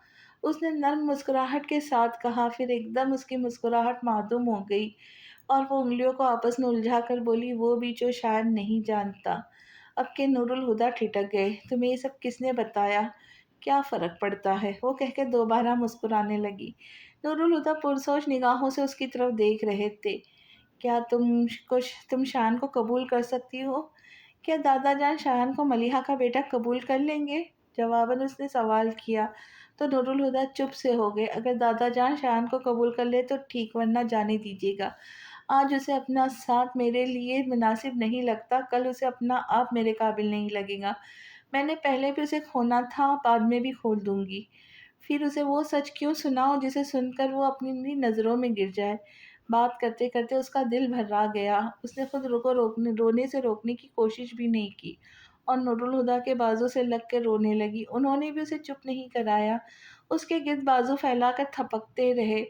जब वो रोते-रोते थक गई तो खुद ही उनके कंधों पे सर उठाकर आँसू पोंछने लगी। बस, नूरुल हुदा उसे देखकर मुस्कुराए, फिर उसके गाल पर हाथ रखकर बोले, अपने पापा पर इतना सा भी यकीन नहीं है? मैं तुम्हें कभी कुछ खोने नहीं दूँगा। वो उसके सर पर हाथ रखे उसे यकीन दिला रहे थे। तानिया बोली, मैं अपने लिए नहीं रो रही, मैं तो आपके लिए रो रही थी। मोहब्बत बिछड़ जाने का खौफ से मैंने 3 साल 3 सदियों की तरह गुज़ारे और आपने मोहब्बत से बिछड़कर 27 साल कैसे गुज़ारे होंगे? मोहब्बत तो आबाद करती है ना। ये मोहब्बत का कौन-सा चेहरा है कि आप मलिहा आंटी, वजदान अंकल और दादा जान चारों ने एक-दूसरे से मोहब्बत की और चारों बर्बाद हो गए। नूरुल हुदा जबड़े बीच कर सामने देखने लगे। खैर, उसने कहा, जो हुआ बुरा ही सही, मगर बदलना मुमकिन नहीं। लेकिन आप क्यों दादा जान से आज तक नाराज़ हैं? उन्होंने आज कब चाहा कि उनकी बेटी मर जाए। जो भी गलतियाँ उनसे हुई, नादानस्तगी में हुई। वक़्त ही ख़राब था शायद, वरना इतने बचाने वाले हाथ हो तो कोई या बर्बाद कैसे दरियाबर्द हो सकता है। दादा जान को अपनी ख़ता का एतराफ़ भी तो है। پھر بھی اگر آپ انہیں سزا دینا چاہتے ہیں تو تسلی رکھیں، انہیں سزا مل چکی ہے۔ ان کی بیٹی کی موت کو 27 سال گزر چکے ہیں اور ایک باپ کے لیے اس سے بڑا عذاب کوئی نہیں۔ نور الہدیٰ بے بسی سے بولے، مجھے ان کے ضیاء کا احساس ہے، مگر جب ملیحہ کا خسارہ یاد آتا ہے تو ان کی تکلیف بے معنی سی لگنے لگتی ہے۔ وہ فلسفانہ انداز میں بولی، خسارے تو ایک سے ہی ہوتے ہیں، ان میں کمی بیشی ناپنے کا کوئی پیمانہ نہیں، دکھ کی کوئی مقدار نہیں ہوتی، بس احساس ہوتا ہے، انہیں ملیحہ کا دکھ کا احساس ہے، اسی لیے تو پچھتاتے ہیں۔ نور الہدیٰ تلخی سے بولے، اب پچھتانے سے کیا جب ملیحہ ہی نہیں رہی؟ دھیان رہے بابا، کہیں ایسا نہ ہو کل جب آپ پچھتائے تو دادا جان نہ رہے۔ اس کی بات نے انہیں جھنجھوڑ کر رکھ دیا۔ وہ خوف زدہ نگاہوں سے اسے دیکھنے لگے۔ ان کی عمر 70 ہو چکی ہے، بیٹی سے ملنے کی خواہش انہیں اور کتنے دن آپ کی ناراضگی ختم ہونے کا انتظار کرنے دے گی؟ 1 سال، 2 سال، 4 سال، وقت تیزی سے گزر رہا ہے، پاپا کہیں دیر نہ ہو جائے۔ وہ ضرب لگا کر چلی گئی اور نور الہدیٰ کے اندر بھوچال آ گیا۔ وہ رشتوں سے محبت کرنے والے شخص تھے، مگر بدقسمتی سے ہوش سنبھالنے سے پہلے ہی وہ کئی رشتوں کو کھو چکے تھے، اپنے ماں باپ کو بھی۔ جب ہوش سنبھالا تو انہوں نے بابا جان، امی اور ملیحہ کو ہی اپنی زندگی میں پایا اور انہیں اپنی زندگی کا اثاثہ بنا لیا، مگر ان کی بدقسمتی ایک بار پھر ہاتھ دکھا گئی اور فریال کا انتقال ہو گیا۔ پھر 27 برس کی عمر میں غیر محسوس طور پر ہی ملیحہ کو دیکھ کر سحر زدہ رہ گئے۔ وہ عام تو پہلے بھی نہ تھی، اب اور بھی خاص ہو گئی، مگر یہ خوشی بھی عارضی ثابت ہوئی۔ اب صرف تایا جان بچے تھے۔ وہ نور الہدیٰ کے لیے کیا تھے سمجھانا مشکل تھا، لیکن ملیحہ کی موت کبھی نہ بھلا پائے جانے والا صدمہ تھی، جس نے ان کے اندر اس انتہائی رد عمل کو تحریک دی کہ وہ بابا جان کو مورد الزام ٹھہرا کر ان سے ہمیشہ کے لیے ناراض ہو گئے، مگر ان سے محبت کرنا نہ چھوڑ سکے، اور وہ محبت ہمیشہ ان کے اندر سر اٹھاتی رہی، مگر ملیحہ کو کھو دینے کا دکھ اس پر حاوی ہو جاتا۔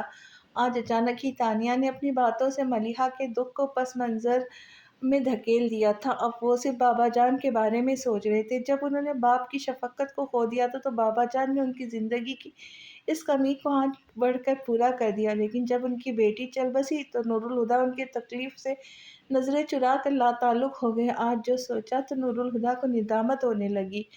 انسان کو بہت سی چیزوں کا احساس وقت گزرنے کے بعد ہوتا ہے، کیونکہ اسے ہمیشہ یہی لگتا ہے کہ ابھی وقت باقی ہے۔ مگر کیا آپ نے ملیحہ کی موت سے سیکھا نہیں کہ وقت کی الٹی گنتی کبھی بھی شروع ہو سکتی ہے؟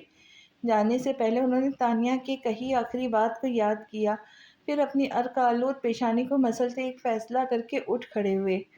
آج وجدان سے مل کر کرنل اظہر فاروقی کا زخم ہرا ہو گیا تھا۔ وہ ملیحہ کی ڈائری کے مقدس صحیفے کی طرف سینے سے لگائے راکنگ چیئر پر نیم دراز ملیحہ کی تصویر کو نگاہوں میں قید کیے ہوئے تھے۔ ان کا دل ملیحہ سے ہم کلام تھا۔ بابا کی جان، تمہیں کیا ہو گیا ہے؟ میری ملیحہ ایسی تو نہ تھی۔ اس کے بابا جان اس سے معافی مانگتے اور وہ بے نیاز بنی رہتی۔ 27 سال ہو گئے بیٹا، معاف نہیں کرنا تو سزا ہی دے دو، مگر تم تو اپنے باپ کی ضرر دیکھتی ہی نہیں۔ تم سے اچھا تو نور الہدیٰ معاف بھی نہیں کرتا، نہ سزا سناتا، مگر اس سے بے نیاز بھی نہیں رہتا۔ صحیح کوئی رشتہ تو رکھا ہے، اور بیٹا اب تو دل پر بوجھ بہت بڑھ گیا ہے۔ آج وجدان آیا، جاتے ہوئے اس بوجھ کا وزن کہیں من بڑھا گیا۔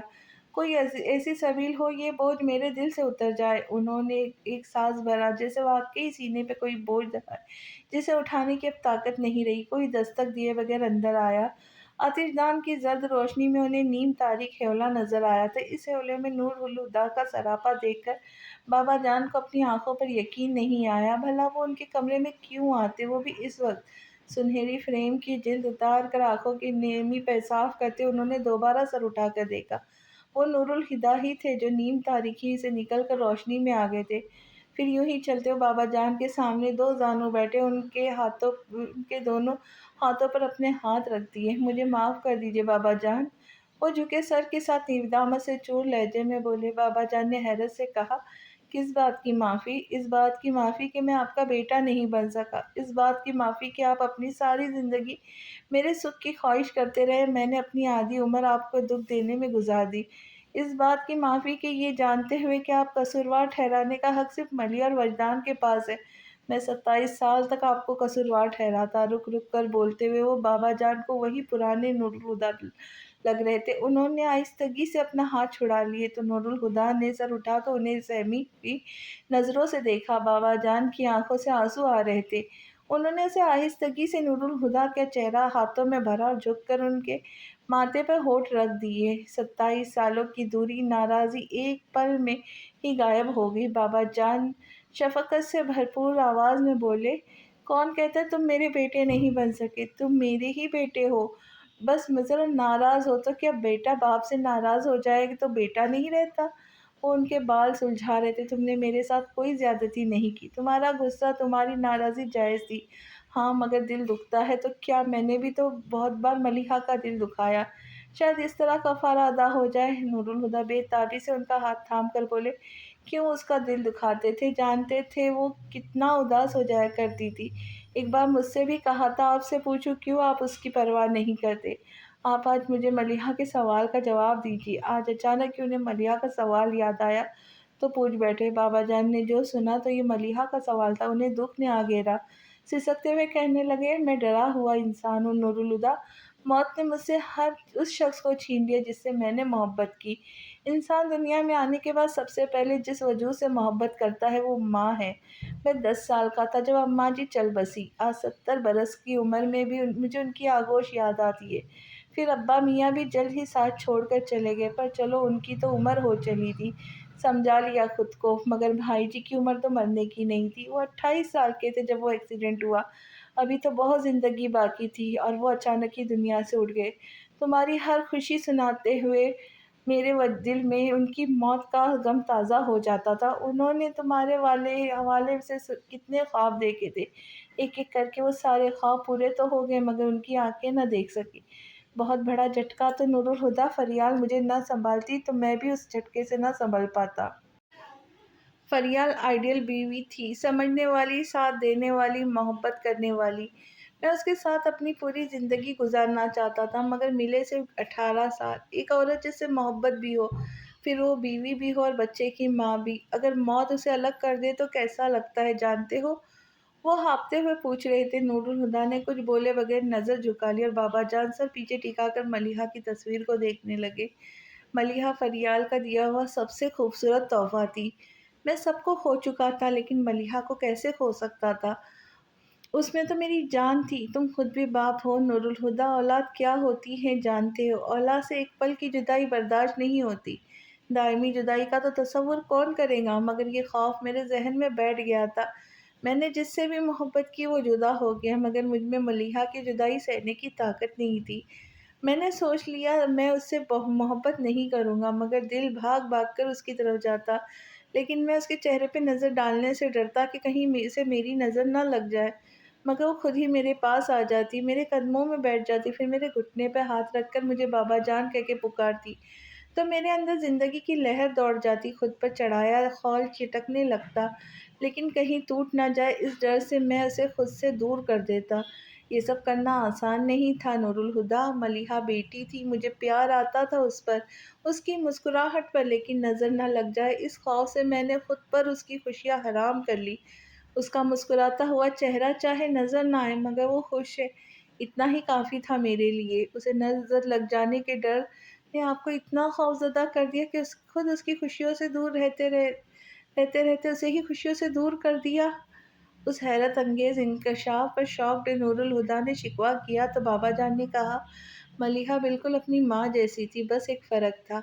फरियाल शौक थी और मलिहा खामोश। उसकी खामोशी ने मुझे फ़ैसला सुनाने की आदत डाली थी। मलिहा नहीं जानती थी, मगर तुम्हें तो पता है तुम दोनों की शादी का फ़ैसला मैं बहुत पहले कर चुका था।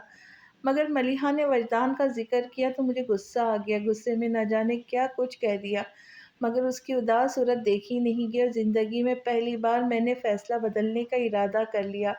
उस दिन मैं शिद्दत से इंतज़ार कर रहा था कि मलिहा किसी भी वक्त वजदान को लेकर आ जाएंगी, मगर वो लौटी तो तन्हा थी। फिर जब उसने चुपचाप तुम्हारे हाथों से अंगूठी पहन ली तो मुझे यकीन हो गया कि वजदान शादी का इरादा करके मुकर गया है।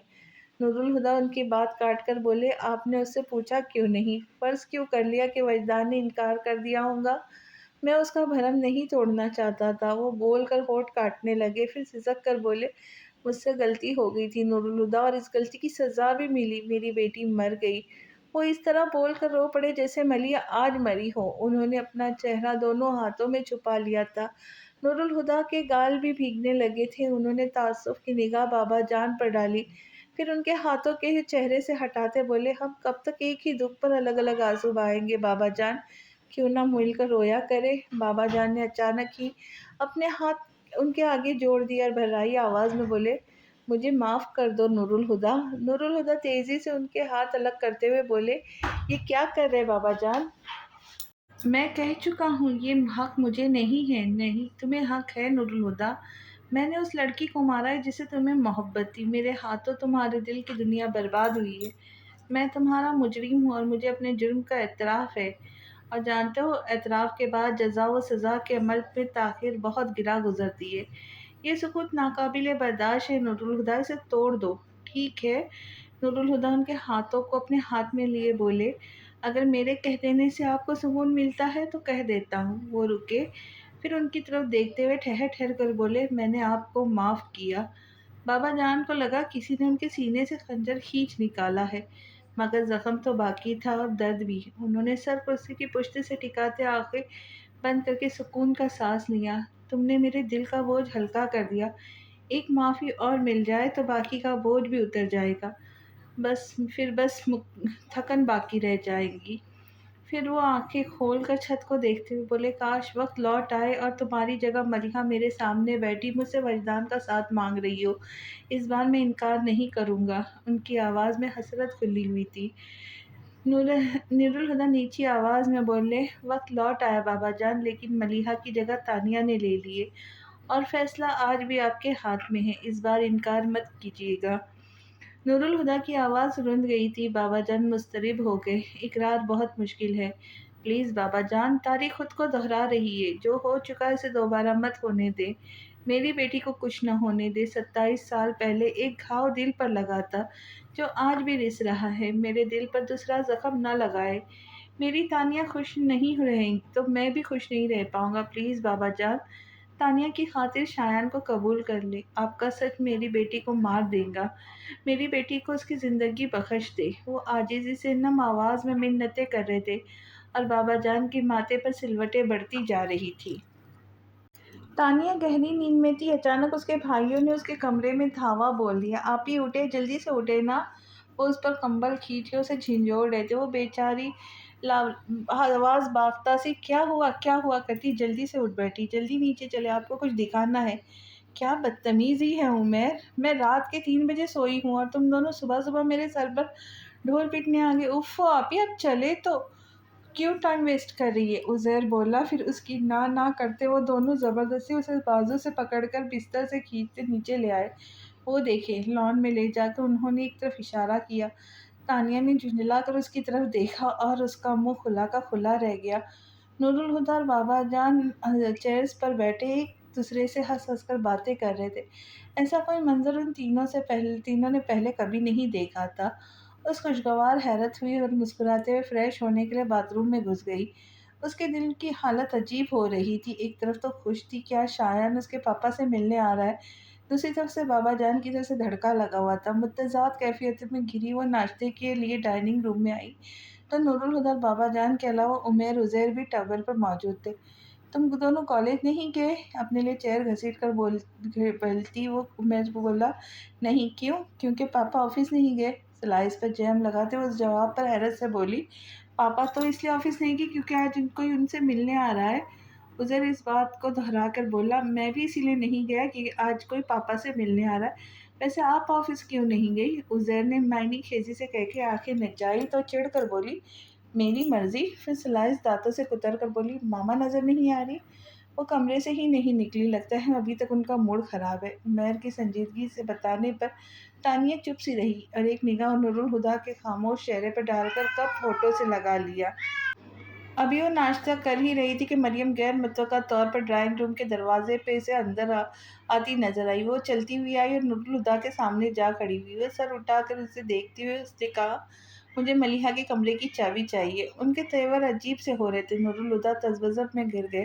وہ ان کی آفت مچانے والی طبیعت سے واقف تھے، مگر بچوں کے سامنے کوئی حوالہ دیکھ کر منع بھی نہیں کر سکتے تھے۔ ٹھہرو، میں لاتا ہوں، آخر وہ کہہ کے چابی لانے کے لیے اٹھ گئے۔ کچھ دیر بعد واپس آئے تو مریم نے انہیں دیکھتے ہی اپنا ہاتھ آگے بڑھا دیا۔ نورالہدیٰ نے چابی ان کے ہتھیلی پہ رکھتے ہوئے ہولے سے کہا، خیال رکھنا۔ مریم مٹھی بند کر کے عجیب سے انداز میں مسکرائی۔ نورالہدیٰ ان کی مسکراہٹ کا مطلب اخذ نہ کر سکے اور جھٹکے سے ہال کی طرف جانے والے دروازے کی طرف بڑھ گئی۔ سب ناشتے سے ہاتھ روک کر بیٹھے تھے۔ عمیر اور عزیر تو ٹھیک سے صورتحال کو سمجھے ہی نہیں تھے، مگر بابا جان کے چہرے پہ تشویش تھی۔ نورالہدیٰ اپنی جگہ پر خاموش کھڑے تھے اور دانیہ بھی ان کی طرف چپ بیٹھی اٹا پٹک کی آوازوں کے شعوری طور پر انتظار کر رہی تھی، مگر کوئی آواز نہیں آئی۔ نورالہدیٰ اپنے اندر کے اضطراب کو دبا نہ پائے اور لمبے لمبے قدم اٹھاتے دروازے تک آئے تو ہال سے اندر آتی مریم سامنے آ گئی۔ دونوں ایک دوسرے کو دیکھ کر رک گئے تھے۔ مریم ہاتھوں میں کچھ فوٹو فریم اٹھائے ہوئے تھی، انہیں ایک ہاتھ سے سنبھالتے ہوئے انہوں نے دوسرے ہاتھ میں پکڑی چابی نورالہدیٰ کی طرف بڑھائی۔ تمہاری امانت۔ نورالہدیٰ نے کچھ کہے بغیر چابی ان کے ہاتھ سے لے لی تو بولی، جا کر تسلی کر لو۔ پھر بہادر کو آواز دے کر اپنے ساتھ آنے کا کہتی لاؤنج کی طرف بڑھ گئی۔ نورالہدیٰ کچھ دیر اپنی جگہ ساکت کھڑے رہے، پھر چابی پاکٹ میں ڈال کر لاؤنج میں چلے آئے۔ بہادر ان کی ہدایت پر دیوار پر سے کئی فریم اتار چکا تھا، پھر مریم نے ملیحہ کی تصویروں والے فریم ان کی جگہ لگوا دیے۔ ان تصویروں کو کہاں لگانا ہے بیگم صاحب؟ بہادر تصویر لگا چکا تو اسٹول سے اتر کر صوفے پر پڑی تصویروں کی طرف اشارہ کر کے بولا، ابھی تو انہیں رکھ دو، تھوڑی دیر میں ملیحہ کا شوہر بیٹا آنے والے ہیں، ان کے جانے کے بعد بتاؤں گی کہ ان تصویروں کو کہاں لگانا ہے۔ جی بیگم صاحب۔ وہ نورالہدیٰ کو کنکھیوں سے دیکھتا ہوا بولا، رفو چکر ہو گیا۔ نورالہدیٰ چلتے ہوئے مریم کے پاس آگئے، اپنی پشت پر ان کا رکنا محسوس کر کے وہ پلٹی۔ نورالہدیٰ سامنے لگی تصویروں کو دیکھ رہے تھے، بولے، یہ سب کیا ہے؟ مریم ان کی بات سن کر اداسی سے بولی، جب میں ملیحہ کی تصویر تمہارے دل سے ہی نہ اتار پائی تو دیوار سے اتارنے کا کیا فائدہ؟ نورالہدیٰ نے انہیں دیکھا، پھر ان کے کندھے پہ ہاتھ رکھ کے نرمی سے پکارا، مریم۔ وہ ایک دم سے ہاتھ اٹھا کر بولی، بس نورالہدیٰ، کچھ نہ کہنا، میری عمر بھر کی ریاضت بیکار گئی ہے۔ نورالہدیٰ ان کے چہرے پر دکھ کے سائے لرزتے دیکھ رہے تھے، پھر ان کے گرد بازو پھیلا کے انہیں خود سے قریب کر لیا۔ میں تم سے بہت محبت کرتا ہوں مریم، میرا اعتبار کرو، وہ ان کے کان میں کہہ رہے تھے۔ مریم نے بے بسی سے آنکھیں بند کرتے ہوئے ان کے سینے پہ سر رکھ دیا۔ صاحب؟ بہادر بوتل کے جن کی طرح حاضر ہو کے اچانک سے بولا تو نورالہدیٰ نے مریم کے شانے سے بازو ہٹاتے ہوئے کہا، ہاں بولو۔ وجدان صاحب آ گئے ہیں، ٹھیک ہے، تم بابا جان کو اطلاع کرو۔ وہ جلدی سے اسے کہہ کر وجدان کے استقبال کے لیے باہر جانے لگے۔ دو تین قدم آگے جا کر انہیں احساس ہوا مریم ان کے ساتھ نہیں ہے۔ وہ رک کر پلٹے اور انہیں دیکھ کر بولے، آج چاہے ملیحہ کے بیٹے کی شکل نہ دیکھو، پر کیا کل تانیہ کے شوہر کی صورت دیکھنے سے بھی انکار کرو گی؟ اور یہ یاد رکھنا، یہ فیصلہ میرا نہیں، ہماری بیٹی کا ہے۔ انہوں نے ایک پل کو سوچا، پھر چھوٹے چھوٹے قدم اٹھاتی ان کے پاس آ کر بولی، چلو۔ نورالہدیٰ کے چہرے پہ بڑی جاندار مسکراہٹ پھیل گئی۔ تھینکس۔ مریم ان کی مسکراہٹ کا گناہ مان کر بولی، یہ سب میں اپنی بیٹی کے لیے کر رہی ہوں، تمہارے لیے نہیں، میں بھی یہ سب اپنی بیٹی کے لیے کر رہا ہوں، انہوں نے سنجیدگی سے کہا اور فوراً پلٹ کر چلنے لگی۔ گاڑی پورچ میں رک چکی تھی، کار کا دروازہ کھل کر اندر اترتے وجدان کو دیکھ کر نورالہدیٰ ان کی طرف چلائے آئے۔ السلام علیکم ہادی بھائی۔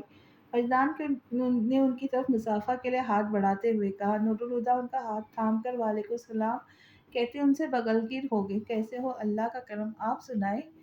وہ ان سے الگ ہوتے ہوئے بولے، پھر شایان کو دیکھنے لگے جو گاڑی لاک کر کے انہی کی طرف آ رہا تھا۔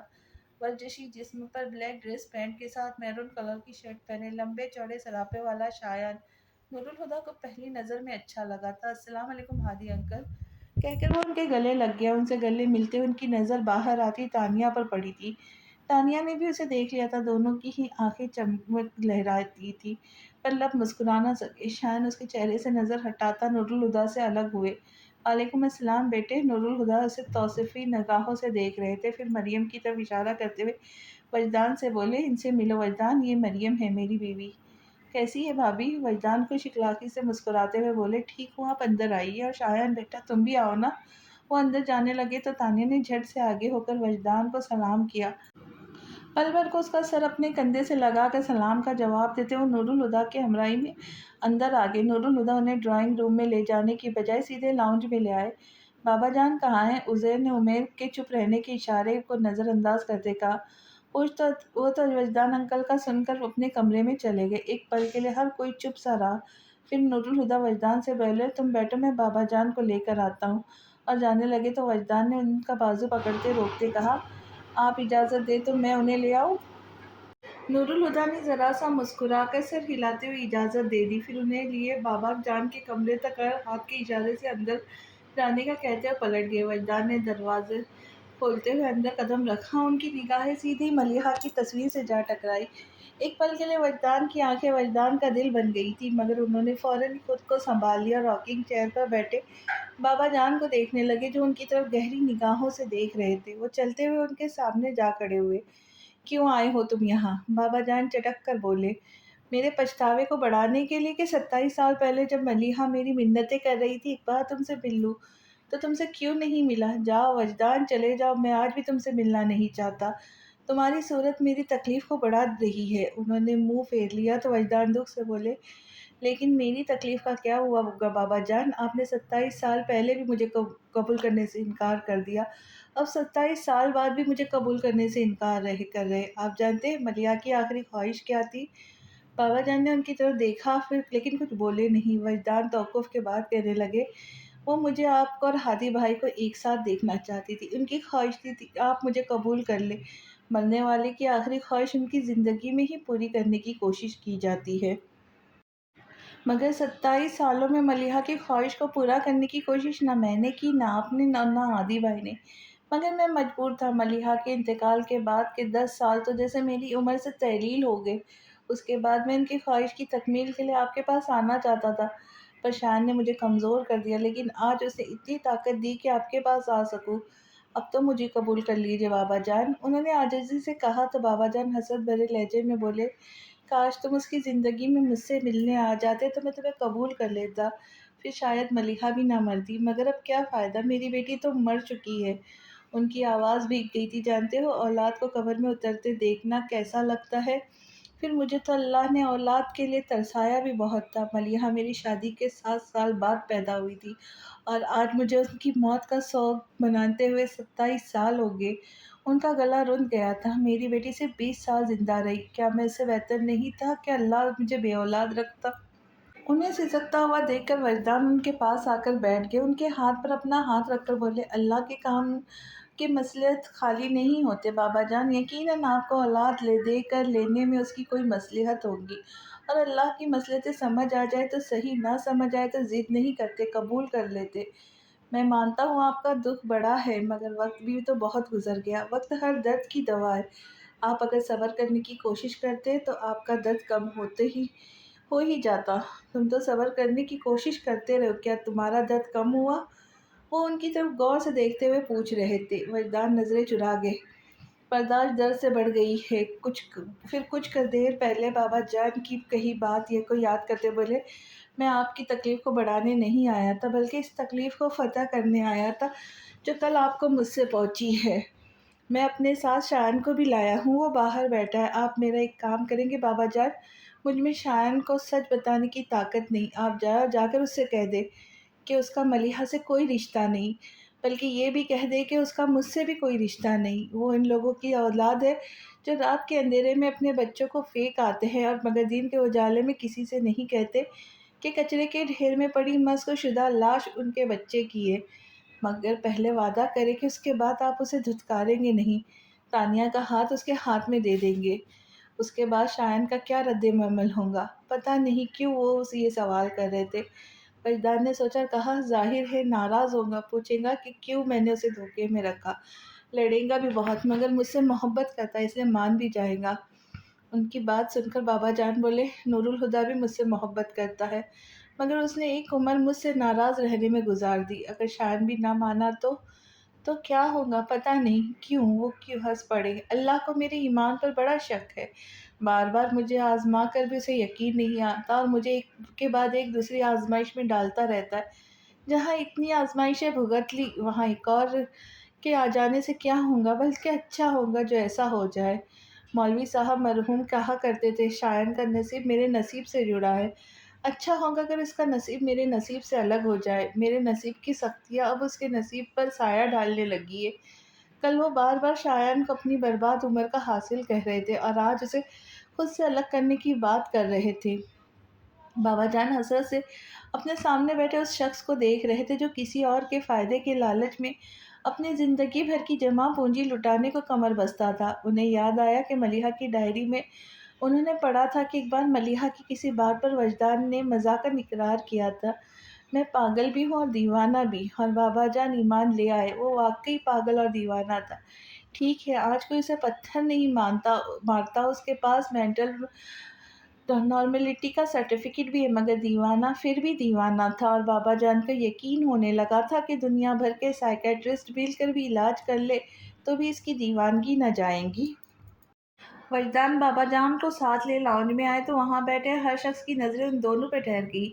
شایان تو ان دونوں کو دیکھ کر اضطراب میں اپنی جگہ سے اٹھ کھڑا ہوا، اس کے اندر ہی جان برپا تھا، مگر وہ افراتفری کا مظاہرہ کیے بغیر بڑے بڑے قدم اٹھاتا ان کے سامنے جا کے رکا تو بابا جان بھی رک گئے اور اسے دیکھنے لگے۔ بابا جان کے نقوش میں ملیحہ کی جھلک صاف نظر آ رہی تھی، جسے محسوس کر کے شایان گویا ہوا، سر میری ماں نہیں، مگر دل تو چاہتا ہے میری ماں زندہ ہوتی جو مجھے انگلی پکڑ کر چلنا سکھاتی، مجھے اپنے ہاتھوں سے کھلاتی پلاتی، اور پھر جب میں تھک جاتا تو مجھے گود میں لے کے لوری سناتی، جسے سنتے سنتے میں ان کی گود میں سو جاتا۔ مگر میں ایک پل کے لیے بھی اپنی ماں کی آغوش کو محسوس نہیں کر سکا، اور شاید انہیں خود سے قریب محسوس کرنے کے لیے مجھے ہر اس شے سے محبت ہو جاتی ہے جس سے امی کو محبت تھی۔ ابو بتاتے ہیں امی کو آپ سے بہت محبت تھی، مجھے بھی آپ سے بہت محبت ہے۔ وہ رکا، پھر کہنے لگا، مگر میں جانتا ہوں سر، آپ کو مجھ سے پیار نہیں، لیکن میری ماں آپ کی بیٹی تھی، ان کی خاطر مجھے اتنی اجازت دے دیجیے کہ کبھی کبھی آپ سے ملنے آ جاؤں۔ وہ جب تک بولتا رہا بابا جان چپ رہے، جب وہ چپ ہوا تو بولے، جسے تم نے ماں کہا ہے وہ میری بیٹی تھی۔ ان کی آواز کی وہ گونج، وجدان نے دعا کی، کاش وہ بہرے ہو جائے، بھلا وہ ان لفظوں کو کیسے سن پائیں گے جو شایان کی زندگی میں اندھیرا کرنے والے ہیں۔ وہ چشمے تصور سے شایان کے تاریک ہوتے چہرے کو دیکھ رہے تھے۔ نور الہدیٰ نے بے ساختہ وجدان کا سفید پردے چہرے کو دیکھا، پھر فوراً ان کی نظر تانیہ پر گئی جس کا سانس تک رک چکا تھا۔ بابا جان نے اسی گوشدار آواز میں اپنے جملے کو مکمل کرتے ہوئے کہا، اس لیے دوبارہ مجھے سر کہنے کی جرات نہیں کرنا۔ وجدان نے بے اختیار شکر اختیار کیا، ان کی دعا قبول نہ ہوئی، ورنہ وہ شایان کے چہرے پہ روشنی بکھیرتے لفظوں کو کیسے سن پاتے۔ تانیہ کا بھی سانس بحال ہو چکا تھا، نور الہدیٰ کی جان میں بھی جان لوٹ آئی تھی۔ شایان ان کی بات سن کر مسکراتا ہوا بولا، تو کیا میں آپ کو نانا جان کہوں؟ تم مجھے اس کے سوا اور کیا کہہ سکتے ہو؟ وہ پوچھ رہے تھے۔ شایان کندھے اچکا کر بولا، کچھ بھی نہیں۔ پھر کہا، کیا میں آپ کے گلے لگ سکتا ہوں؟ اور انہوں نے مسکرا کر شایان کو گلے لگا لیا۔ اس نے ملیحہ کی کوکھ سے جنم نہیں لیا، پھر بھی بابا جان کو ایک پل کے لیے یوں لگا انہوں نے ملیحہ کو گلے لگایا ہے۔ میرا بہت دل چاہتا تھا کہ آپ سے ملوں، مگر ڈر بھی لگتا تھا کہیں آپ ملنے سے انکار نہ کر دیں نانا جان۔ آپ کا کبھی دل نہیں چاہا کہ آ کر مجھ سے مل لیتے؟ وہ ان سے لپٹا ہوا کہہ رہا تھا۔ بابا جان خفیف سی مسکراہٹ کے ساتھ اس سے الگ ہوتے بولے، جو ہونا چاہیے تھا اور جو نہ ہوا اسے جانے دو، یوں بھی وقت گزر جانے کے بعد ان باتوں کا کوئی فائدہ نہیں۔ ٹھیک ہی کہہ رہے، ملال کرنے سے کب گزرا ہوا وقت واپس آ سکتا ہے، چلے چھوڑے ان باتوں کو، میں پہلی بار آپ سے مل رہا ہوں، اچھی بچی باتیں کرتے، آئیے۔ وہ انہیں لے کر صوفے کی طرف بڑھا۔ وجدان بھی انہونی کو ہوتا دیکھ کر حیرانی سے نور الہدیٰ کے ساتھ جا بیٹھے۔ دونوں کے بیچ کوئی بات نہیں ہوئی، مگر نظروں کا تبادلہ ہوا تھا۔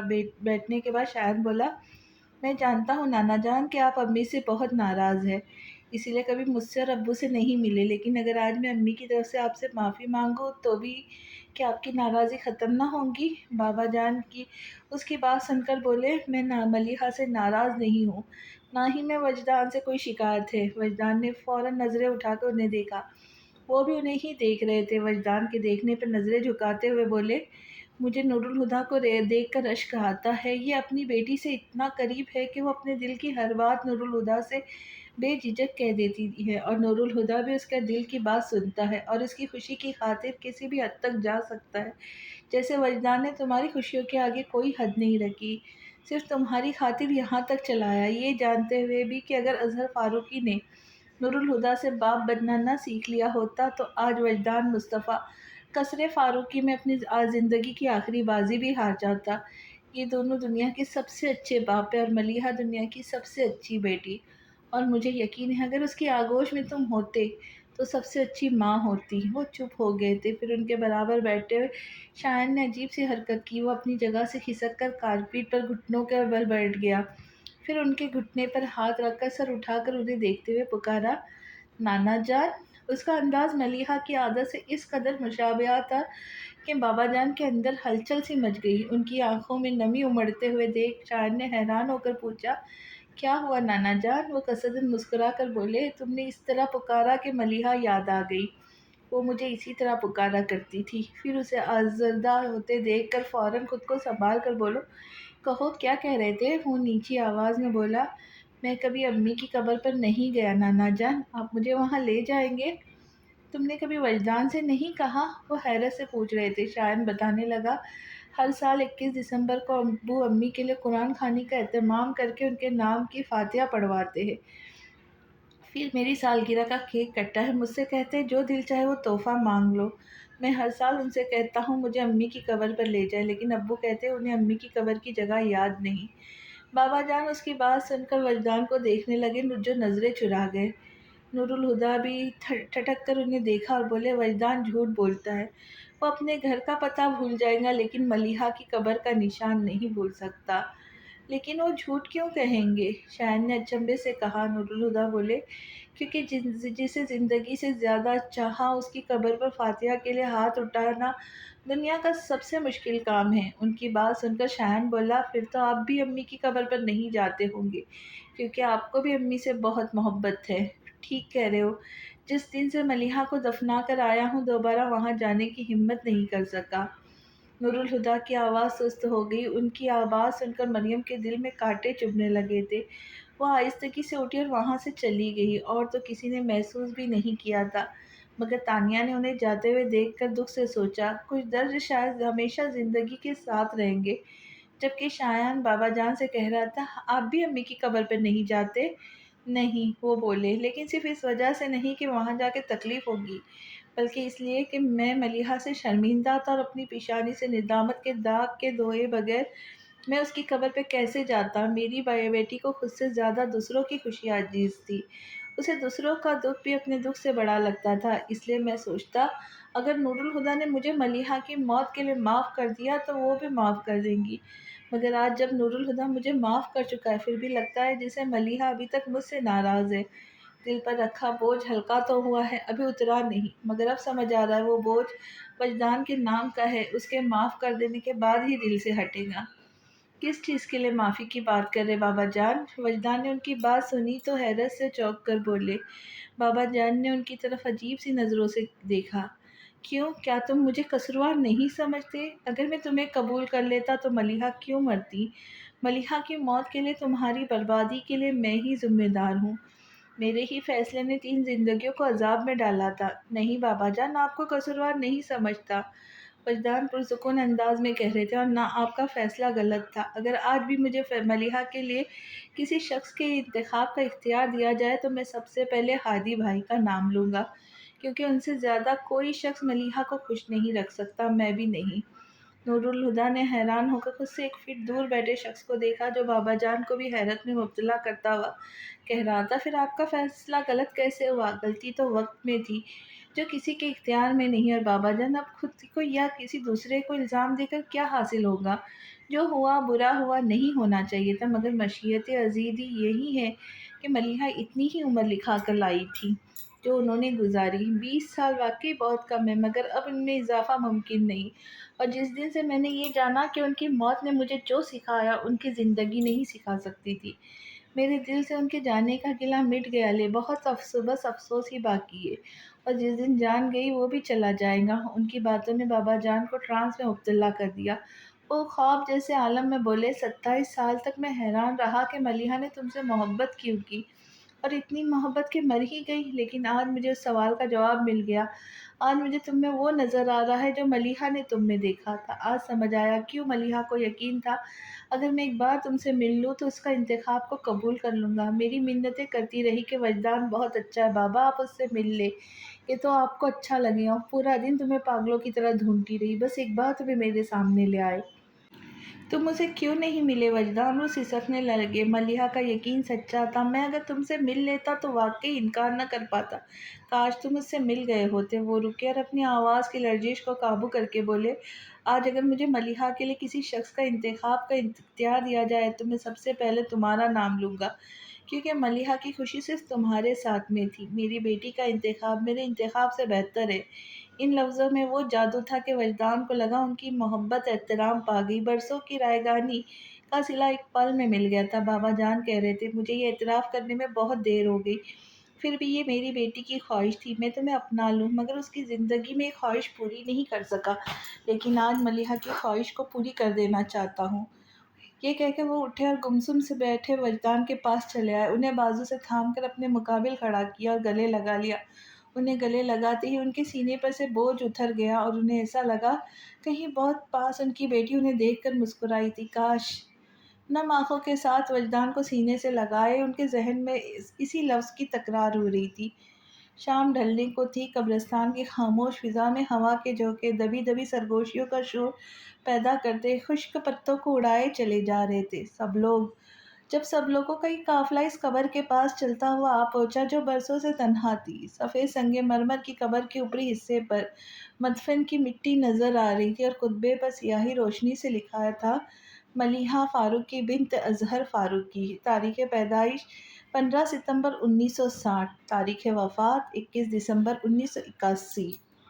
बाबा जान की नज़र कुतबे की तहरीर पर पड़ी और उनके कदम लड़खड़ा गए, मगर उनके दाएं बाएं मौजूद नूरुल हुदा और वजदान ने फ़ौरन उन्हें संभाल लिया। जान तो शान के पैरों में भी न रही। वो बेदम सा होकर कब्र की पायती के पास बैठ गया। किसी को किसी की खबर नहीं थी। बस इतना पता था कि अपने दिल पर कयामत बीत रही है। तानिया ने फातिहा के लिए हाथ उठाए। दुआ मांग कर उसने अपने चेहरे पर हाथ फेरते हुए सामने देखा। बाबा जान के दाएं जानिब नूरुल हुदा, बाएं जानिब वजदान खड़े थे। तीनों के हाथ फातिहा के लिए उठे हुए थे। वो तीन लोग जिन्हें मलिहा ने अपनी ज़िंदगी में सबसे ज़्यादा चाहा था।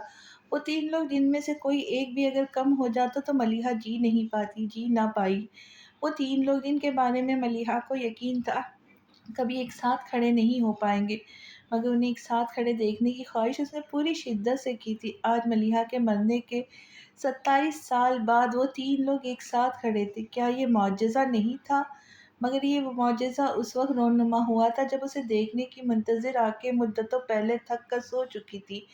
तानिया का जी चाहा वो कब्र में सो रही मलिहा को झंझोड़ कर उठा दे और कहे, ज़रा आँख खोल कर इस मंज़र को तो देख लो, जिसे देखने की हसरत में तुम दुनिया से उठ गई।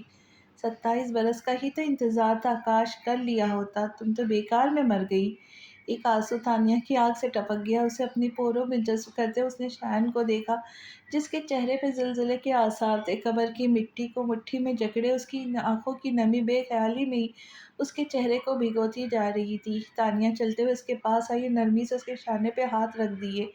ये सहारा उसे मजबूत करने के बजाय कमज़ोर कर गया। वो भर्राई आवाज़ में बोला, मेरा दिल चाह रहा है मैं मिट्टी की इस दीवार को हटाकर कब्र में उतर जाऊँ। बेशक अम्मी मुझे गले न लगा सके, मगर मैं उनका चेहरा तो देख लूँ। ऐसी बातें ना करो। तानिया ने उसे टोका, मगर वो फिर भी बोलता रहा, तानिया मुझे ऐसा लग रहा है मेरा आधा वजूद कब्र में दफन हो चुका है। ये कब्रें इतनी तारीक और घुटनज़दा क्यों होती है? वो औरत बदनसीब है शायद जिसने तुम्हें पैदा किया फिर खुद को तुमसे महरूम कर दिया, मगर ये कब्र वाली खुशनसीब है जिसने तुम्हें पैदा नहीं किया फिर भी हशर के दिन तुम उसके नाम से पुकारे जाओगे। कब्रिस्तान जिंदों की सराय और मुर्दों का ठिकाना है। यहाँ वही ठहरता है जो कंधों पर आए। पैरों से चलकर आने वालों को वापस जाना ही होता है। वो 7 लोग भी वापस जा रहे थे। शाम सुरमई हो गई थी। कहीं से एक सफ़ेद कबूतर उड़ता हुआ आया, मिट्टी के प्याले से घूट घूट पानी पीने लगा। कब्र के कुतबे के पास रखे दिए कि लौ तेज़ हवा से फड़फड़ाती, फिर बुझने की बजाय और तेज़ होकर जलने लगी।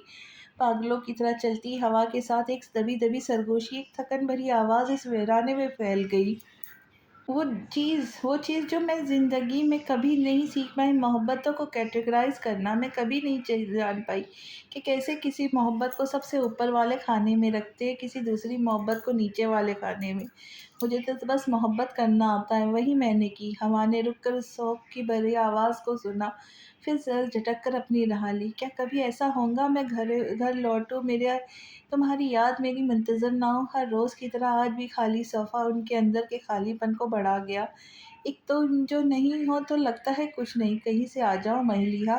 تمہیں دیکھے ہوئے مدت گزر گئی، مگر تم کہاں سے آؤں گی؟ انہوں نے ہمیشہ کی طرح اپنی بے بسی کا اعتراف کرتے ہوئے ہر روز کی جانے والی خواہش کی تھی، اور روز کی طرح اپنی خواہش کا گلا خود ہی گھونٹ ڈالا۔ سنا تھا لوگ پیار میں مر جاتے، پر کبھی کسی کو مرتے نہیں دیکھا۔ تم مر گئی تو یقین آ گیا، اور امید بھی بن گئی کہ ایک دن میں بھی تم سے محبت کرتے کرتے مر جاؤں گا، مگر تمہارے بغیر جینے کی ایسی عادت پڑ گئی ہے کہ موت نہیں آتی۔ ویسے تمہیں نہیں لگتا میری عادتیں کافی بگڑ گئی ہے؟ آنکھوں میں اس کا عکس لیے وہ خالی صوفے کی طرف دیکھتے ہوئے پرتشویش انداز میں سوال کر رہے تھے۔ مگر عادتیں تو تمہاری بھی خراب ہو گئی، میں اکیلا بولتا جا رہا ہوں، تم جواب نہیں دیتی۔ بری عادت ہے یہ، وہ خفگی سے کہہ رہے تھے۔ کھانا لگا دوں صاحب؟ بہادر پاس آ کر بولا۔ نور الہدیٰ نے اسے دیکھ کر نفی میں سر ہلایا، انٹرنس کا دروازہ بند کرتے خالی صوفے سے نظر بچا کر سیڑھیوں کی طرف بڑھ گئے۔ نور الہدیٰ دروازہ کھول کر اپنے بیڈ روم میں آئے تو کمرے میں اندھیرا بھرا ہوا تھا۔ اپنے پیچھے دروازہ بند کر کے انہوں نے اندازے سے سوئچ بورڈ ٹٹول کر لائٹ جلا دی۔ وہ پلٹے تو دیکھا مریم دونوں پاؤں ہاتھ اٹھا کر بیڈ کے کنارے گھٹنوں میں چہرہ چھپائے اپنے گرد بازو لپیٹ کر بیٹھی تھی۔ انہوں نے دروازہ بند ہونے کی آواز نہیں سنی تھی، اس لیے کمرے میں روشنی بکھرتے ہی انہوں نے چونک کر سر اٹھایا تھا۔ تم نے کمرے میں اندھیرا کیوں کر رکھا ہے؟ نور الہدیٰ حیرت سے بولے، پھر ٹھٹک گئے۔ تم رو رہی ہو؟ بات حیرانی کی ہی تھی۔ ازواجی زندگی کے 25 سالوں میں نور الہدیٰ نے کبھی انہیں روتے نہیں دیکھا، مگر آج اس وقت ان کی آنکھیں بتا رہی تھی کہ وہ کئی گھنٹوں سے لگاتار رو رہی تھی۔ چہرے کے تیکے نقوش ملاحت میں ڈوبے تھے، آنسو سے دھل کر ان کے چہرے کی چاندنی نکھر آئی تھی۔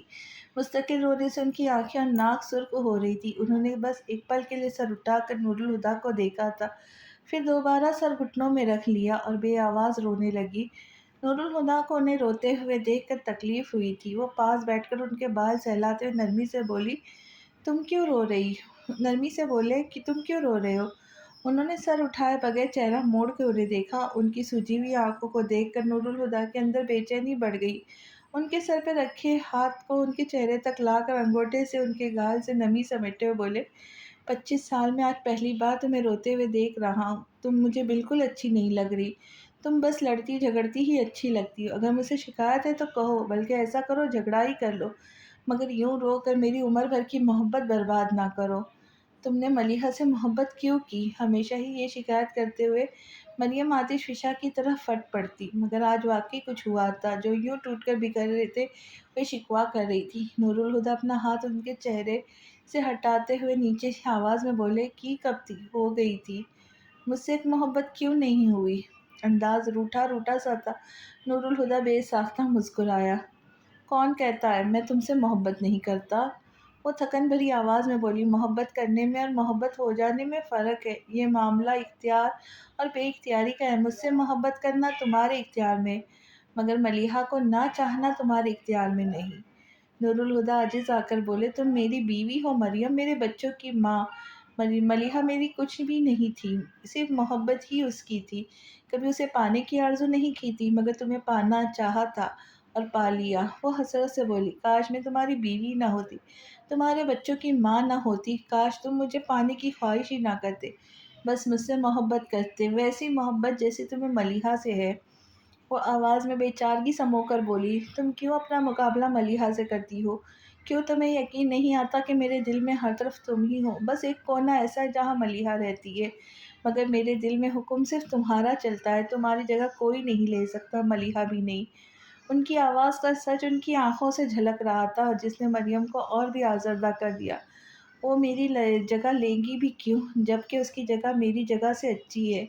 تم میری بیوی ہو مریم۔ نور الہدیٰ نے احساس کرانا چاہا، مگر وہ ان کی بات کاٹ کر بولی، مجھے خود سے اپنے رشتے نہ گنواؤ نور الہدیٰ۔ پھر اچانک ہی ان کے ہاتھ تھام کر منت کرنے لگی، میرا ایک کام کرو گے؟ اپنے سارے رشتے ملیحہ کو دے دو، اسے چاہو، ہر سانس کے ساتھ اس کی آرزو کرو، اپنے دل کی حکمرانی کا تاج میرے سر سے اتار کر ملیحہ کے سر پہ رکھ دو، اور بدلے میں مجھے وہ کونا دے دو جو تم نے ملیحہ کے نام کر رکھا ہے۔ ان کا وہ جنون اور دیوانگی۔ نورل بوکھلا گئے، تمہیں کیا ہو گیا ہے مریم؟ مگر انہوں نے سنا ہی نہیں، وہ تڑپ تڑپ کر روتے ہوئے کہتی جا رہی تھی، مجھے تمہارا دل نہیں چاہیے، بس مجھے وہ کونا دے دو، تمہیں ملیحہ کی قسم ہے، مجھے تہی دامن کر دو، مجھے اپنے گھر سے اپنی زندگی سے نکال دو، بس وہ کونا مجھے دے دو، مجھے تمہارا دل نہیں چاہیے، بس تمہارے دل کا وہ کونا چاہیے جہاں ملیحہ کے سوا کسی کی دسترس تھی۔ ہوش میں آؤ مریم! نور الہدیٰ اسے شانوں سے پکڑ کے جھنجھوڑ ڈالا تو چپ ہو کر انہیں دیکھنے لگی، پھر اپنے شانوں سے ان کا ہاتھ ہٹا کر دور جا بیٹھی اور دکھ سے بولی، میں جانتی ہوں تم کبھی ایسا نہیں کرو گے، وہ کونا ہی تو تمہارے دل کی کائنات ہے، تم کیسے ملیحہ کو اپنی کائنات سے بے دخل کر سکتے ہو؟ نور الہدیٰ بہت پیار سے ان کا چہرہ اپنے ہاتھوں میں بھر کر بولے، میری کائنات تمہارے بغیر ادھوری ہے۔ وہ اداس مسکراہٹ کے ساتھ بولی، تم خود نہیں جانتے نور الہدیٰ کہ تم نے جو کونا ملیحہ کے نام کیا تھا وہ تمہارے دل کی چوکھٹ ہے جس پہ پاؤں رکھنے کی مجھے اجازت نہیں، میں کیسے اندر آؤں؟ وہ روحان سی ہو گئی تو نور الہدیٰ مضبوط آواز میں بولے، تم میرے دل میں ہو مریم، میں نے تمہیں محسوس کیا ہے، تمہیں کیوں محسوس نہیں ہوتا؟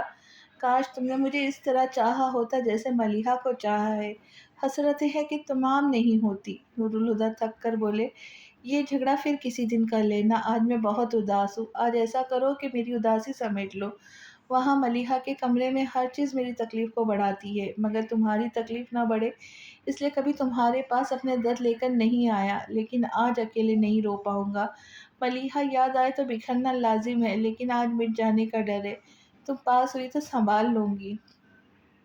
مجھے حیرت ہوتی ہے نور الہدیٰ، ملیحہ کے مرے ہوئے 27 سال ہو گئے، تم آج بھی اس سے محبت کرتے ہو؟ وہ سچ مچ حیران تھی۔ تمہاری حیرت میرا دکھ ہے مریم، جس سے محبت کرتا ہوں وہ لڑکی 27 سال پہلے مر چکی ہو۔ نور الہدیٰ یہ کہہ کر رو پڑے، ان کی آواز میں وہ درد تھا، مریم بھی کانپ گئی۔ وہ کہہ رہے تھے، کوئی چیز اذیت کے برابر نہیں کر سکتی مگر تم اس درد کو اس وقت سمجھو گی جب میں مر جاؤں گا۔ صرف یہ سن کر ہی مریم کی روح فنا ہوگی، انہوں نے تڑپ کر اپنا ہاتھ نور الہدیٰ کے ہونٹوں پر رکھ دیا۔ وہ ان کا ہاتھ اپنے ہونٹوں سے ہٹا کر مریم کی گود میں سر رکھ کر لیٹ گئے۔ مریم ساکت نگاہوں سے انہیں دیکھ رہی تھی۔ مریم کا ہاتھ نور الہدیٰ کے سینے پر ان کے ہاتھ کے نیچے دبا تھا اور ان کی بند آنکھوں کے کونے سے گرم سیال بہہ کر مریم کے کپڑوں میں جذب ہو رہا تھا۔ آج انہیں ملیحہ کو یاد کرتے دیکھ کر مریم کو اعتراض نہ ہوا، کیونکہ آج وہ صرف ان کے دکھ کو محسوس کر رہی تھی۔ ان کا دل گداز ہونے لگا، وہ انہیں پرسکون کرنے کے لیے دھیرے دھیرے ان کے بالوں میں انگلیاں چلانے لگے اور نور الہدیٰ نے 27 سال بعد اپنے رگوں میں سکون اترتا محسوس کیا۔ ہم بہت اچھی زندگی گزار سکتے تھے مریم، نور الہدیٰ نے بند آنکھوں سے کہا اور ان کی آواز میں وہ افسوس تھا کہ ان کے بالوں میں گردش کرتا۔ مریم کا ہاتھ لرز گیا۔ لان میں دھوپ کھلی ہوئی تھی مگر ہلکی ہلکی خنکی میں دھوپ خوشگوار لگ رہی تھی۔ راڈ کی ڈبل سیٹر چیئر پر تانیہ وجدان کے بازو سے لگی بیٹھی تھی، وجدان کے ہاتھ میں اخبار تھا اور تانیہ خبروں پر بے تکے تبصرے کرتے مستقل انہیں ہنسا رہی تھی۔ شایان نے ٹیرس پر آ کر اسے آواز دی مگر وہ اتنی مگن تھی کہ وہ سنا ہی نہیں۔ وجدان نے اخبار رول کر کے اس کے سر پہ ہلکے سے مارا، پھر ٹیرس کی طرف اشارہ کر کے بولے، شوہر کی تو سن لو۔ تانیہ نے ٹیرس کی طرف دیکھا تو شایان نے وہیں سے آواز لگائی، میری یونیفارم کے بیجز نہیں مل رہے، آ کر دیکھو۔ آتی ہوں، تانیہ نے اونچی آواز میں کہا تو اندر پلٹ گیا۔ تانیہ جھنجھلا کر بڑبڑائی، اچھی مصیبت ہے، چھٹی کے دن بھی یہ آدمی مجھے چین نہیں لینے دیتا، جب دیکھو تانیہ تانیہ کی آوازیں لگاتا ہے، اس بیزاری میں جو ناز چھپا تھا۔ وجدان اسے محسوس کر کے مسکرائے تو ان پر چڑھ دوڑی، یہ غلط بات ہے ابو، آپ کا بیٹا مجھے پریشان کرتا ہے تو آپ اسے ڈانٹنے کی بجائے ہنستے، میں نے کیا کیا ہے؟ وہ فوراً ہنسی ضبط کر کے معصومیت سے بولے تو تانیہ چڑھ کر بولی، ساری غلطی ہی آپ کی، لاڈ پیار کر کے صاحبزادے کا دماغ خراب کر دیا، اوپر سے دادا جان نے اسے سر پہ چڑھا رکھا ہے، مگر آپ لوگوں کا کیا بھگتنا تو مجھے ہے نا۔ وہ خفگی سے کہہ کر اٹھی اور اپنے کمرے میں آ گئی، یار میرے بیجز نہیں میرے، کب سے ڈھونڈ رہا ہوں۔ شایان نے اسے اپنے دیکھتے ہی دہائی دی، وہ ایک نظر اس پر ڈال کر ڈریسنگ ٹیبل کے پاس آئی، دراز کھینچ کر باہر نکال لیا۔ شایان نے آگے ہو کر دیکھا، اس میں اس کے سارے بیجز موجود تھے، بس یہیں پر نہیں دیکھا۔ وہ گدی سہلانے لگا۔ تانیہ نے اس کی تیکھی نظروں سے دیکھا، صاف کیوں نہیں کہتے، میں پاس نہ دکھوں تو چین نہیں پڑتا، جب جانتی ہو تو خود ہی میرے پاس آ جایا کرو۔ اس کی ڈھٹائی پر تانیہ گھور کر بولی، शर्म तो नहीं आती इस हालत में मुझसे ऊपर नीचे चक्कर लगवाते हो? किस हालत में?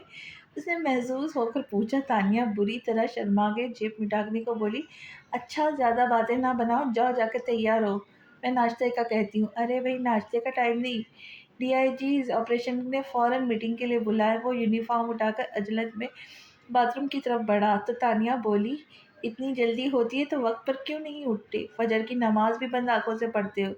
देर तक सोने की आदत तो ना अब्बू में है ना अम्मी में, पता नहीं तुम में कहाँ से आ गई। वो जाते जाते रुक कर बोला, तुम्हें अम्मी की आदतों का क्या पता? उनके बारे में मैं तुमसे ज़्यादा जानती हूँ। वो इटलाई, क्या जानती हो? वो तो बहस के मूड में आ गया। तानिया बोली, बाद में बताऊंगी, अभी तुम्हारा नाश्ता तैयार कर लो। मैं नाश्ता नहीं करूँगा, वो बाथरूम की तरफ जाता बोला। जितनी देर ये बहस करनी है, 2 सैंडविच आराम से खाए जा सकते हैं, और जूस तो मैंने सुबह ही बना के फ्रीज में रख दिया था। उसकी बात के जवाब में ठक से दरवाज़ा बंद होने की आवाज़ आई। वो बनाती किचन में आ गई, और जब वो सैंडविच की प्लेट और जूस का ग्लास लेकर कमरे में आई तो शैन ड्रेसिंग टेबल के सामने खड़ा यूनिफॉर्म की शर्ट के बटन बंद कर रहा था। मैंने कहा था मैं नाश्ता नहीं करूँगा, शैन ने एक से गिलास और प्लेट टेबल पर रखते देखकर कहा। और मैंने भी बाजार बार तुमसे कहा है, मुझे तुम्हारा खाली पेट घर से जाना पसंद नहीं। ये कहकर तानिया ने सैंडविच उसके मुंह में ठूस दिया। उसके बटन बंद होने तक सैंडविच खत्म हो चुका था। तानिया ने दूसरा सैंडविच उसके हाथ में दिया और खुद उसे बिठाकर उसके बाल बनाने लगी। वो बाल बनाकर फारिग हुई तो शायद आखिरी निवाला मुंह में रखकर जूस का गिलास उठा चुका था। उसने एक सांस में गिलास खाली कर दिया। अब इजाज़त है? शान ने गिलास टेबल पर रखकर पूछा। तानिया ने स्टिक और कैप उसके हाथ में देकर कहा, जाओ। और उसे बाहर तक छोड़ने गई तो साथ साथ कहती रही, इससे तो अच्छा था शायद तुम शिखर में ही रहते, हफ्ते में एक दिन आते रहते, पूरा दिन घर में गुजरता। अब जब से कराची ट्रांसफ़र हुआ, सारा दिन ऑफिस में रहते हो, घर तो बस सोने के लिए आते हो। मुझे कंपनी देने के लिए तुम्हारे पास ज़रा वक्त नहीं है। क्या करे जाने मन, नौकरी ही ऐसी है। वो जीप का दरवाज़ा खोलकर उसकी तरफ मुड़ता तरंग में बोला, बदतमीज़। तानिया ने घूरा, वो हंसा और फिर नरमी से बोला, बस 3-4 महीने और इंतज़ार कर लो, फिर तुम्हें कंपनी देने वाला आ जाएगा। वो सुर्ख चेहरे के साथ बोली, वो तुम जो नहीं होंगे, इस मसले का तो हल नहीं है। उसने बेचारगी से कंधे उचकाकर कहा, फिर लॉन चेयर की तरफ मुंह करके ज़ोर से कहा, अल्लाह हाफिज़ अब्बू, अल्लाह हाफिज़। उन्होंने वहीं से उसे देखते हुए जवाब दिया। पुलिस जीप पोर्ट से निकल गई तो तानिया वजदान के पास चली आई। मेरे चाय पीने को दिल चाह रहा है, आप पियेंगे? नेकी और पूछ पूछ वो मुस्कुराए। तानिया हंसकर बोली, अभी लाई, और अंदर की तरफ पलट गई। वजदान उसे ही देख रहे थे। टेरेस पर रंगीन आंचल लहराता हुआ महसूस हुआ। तानिया तो नीचे, फिर ये कौन? उन्होंने चौंक कर ऊपर देखा। पत्थर के हो गए मलिहा टेरेस के रेलिंग पर आगे को झुकी, एक हाथ तोड़ी के नीचे रख के बहुत दिलचस्पी से उन्हें देखते हुए दिलकशी से मुस्कुरा रही थी। उसके खुले बाल हवा में उड़े उसके चेहरे पे आ रहे थे, और आंचल हवा के दोष पर लहराता दनक बिखर रहा था। वो इस मंजर में खोकर बोले, 18 साल बाद। वो एक यासियत उसके अंदर फैल गई। कहा था आपसे, जब तक सांसें हैं तब तक जी लेने दे, फिर आज क्यों? मंजर हंसी सही, पर 18 साल बाद भी वजदान में उसे देखने की ताब नहीं थी। उन्हें यकीन था अगर वो यूं ही उसी मंजर को देखते रहे तो एक बार फिर दीवाने हो जाएंगे। तब न जाने क्या वाहिमा हकीकत बनाकर हकीकत से वाहिमा बन गई। मलिहा को देखते वजदान ने अपना दायां हाथ दिल पर रखकर बेकाबू होती धड़कनों को सहारा दिया। अब उनके हाथ की पुश्त पर नरम उंगलियों का लम्स जागा था। वो भी इस एहसास से संभले न थे। उन उंगलियों ने बढ़कर उनके हाथ में पर मुलायमत से गिरफ्त कर ली। उन्हें लगा कि गुदास हथेली से दर्द की गर्म सलाख निकलकर उनके हाथ से गुजरी, दिल में जा खुबी है। बहुत तेज दर्द था। वजदान ने तड़प कर आंखें खोलनी चाहिए, मगर पलकें थरथरा कर रह गई। तभी किसी ने उनके शाने पर अपना सर रख दिया। उनका बायां पहलू बदन को लम्स से सनसना उठा था।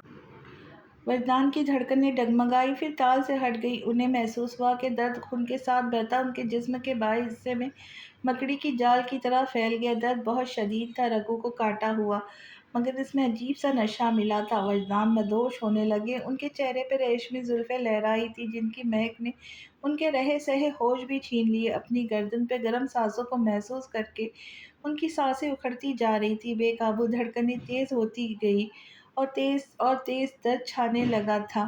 नशा बढ़ने लगा, और कैफ के लम्हे दराज होते चले गए। भला किससे कहा, करते रहे उम्र भर, किस राह गुजर की जुस्तजू। आँखों से क्यों ओझल हुआ मंसूब जिसके नाम थी हर रोशनी हर आरज़ू, तेज़ थी मौजे बला مرگ تمنا عام تھی، چپ چاپ ہم کس لیے تھامے رہے جلتے رہے، دیکھو کہ یہ پھر سکل ہوئے شہر وفا کے آئینے، آئی رتوں کی آہٹیں بیتے دنوں کے نقش پا، دیکھو کہ وہ آرام جاں ہم پر ہوا پھر مہرباں، ہم نے بھلا کس سے کہا۔ لیجیے ابو آپ کی چائے، تانیہ نے ٹرے ٹیبل پہ رکھتے ہوئے بڑے خوشگوار انداز میں وجدان سے کہا تھا۔ پھر ان کی طرف سے جواب نہ پا کر اس نے سر اٹھا کر انہیں دیکھا۔ وہ آنکھیں بند کیے ایک ہاتھ سینے پہ رکھ کے بہت پرسکون نظر آ رہے تھے۔ تانیہ ان کے چہرے پہ نظر ڈال کر مسکرائی، ابو؟ مگر اس کی پکار کا جواب نہیں آیا تو اسے عجیب سا لگا۔ کیا سو گئے؟ اس نے حیرت سے کہا۔ پھر وہ پکارنے لگی، ابو چائے تو پی لیں، پھر اندر جا کر سو جائیے گا۔ وہاں اب بھی خاموشی تھی۔ تانیہ کے اندر بے چینی پھیل گئی۔ اسے یہ سکوت غیر فطری لگنے لگا۔ وہ اٹھ کر ان کے پاس آ گئی، ابو! آواز دینے کے ساتھ ہی اس نے ان کے سینے پہ ہاتھ رکھا، کہنی پکڑ کر ہلایا تو وہ بے جان سے انداز میں پہلو میں جا گرا۔ اس نے گھبرا کر 2 قدم پیچھے کیے اور کچھ سیکنڈ تک بے یقینی سے انہیں دیکھتی رہی۔ پھر اس کے حلق سے فلک شگاف چیخ بلند ہوئی، ابو! اور وہ دوڑ کر وجدان کی بے روح جسم سے لپٹی اونچی آواز میں رونے لگی۔ ملازم اس کی بین کی آواز سن کر دوڑے چلے آئے، مگر ان سوالوں کا سوال کرنے کی ضرورت نہیں تھی۔ وجدان کی چہرے کا سکون اور تانیہ کے گالوں پر بہتے آنسو بتا رہے تھے، وجدان راہی ملک عدیم ہو چکے ہیں۔ بظاہر یہ اختتام ہے، لیکن کہانی یہاں ختم نہیں ہوتی۔ اس اختتام سے نئی شروعات کی ابتدا ہوگی۔ محبت جسے بخش دے زندگانی، نہیں موت پر ختم اس کی کہانی۔ ختم شد۔ یہ ایک بے حد خوبصورت کہانی تھی جسے مجھے پڑھ کے بہت ہی مزہ آیا تھا۔ امید کرتی ہوں آپ لوگوں کو بھی پسند آئے گا۔ اب میں ایک نئی کہانی کے ساتھ جلدی آپ لوگوں کے ساتھ سامنے آؤں گی۔ تب تک کے لیے اللہ حافظ۔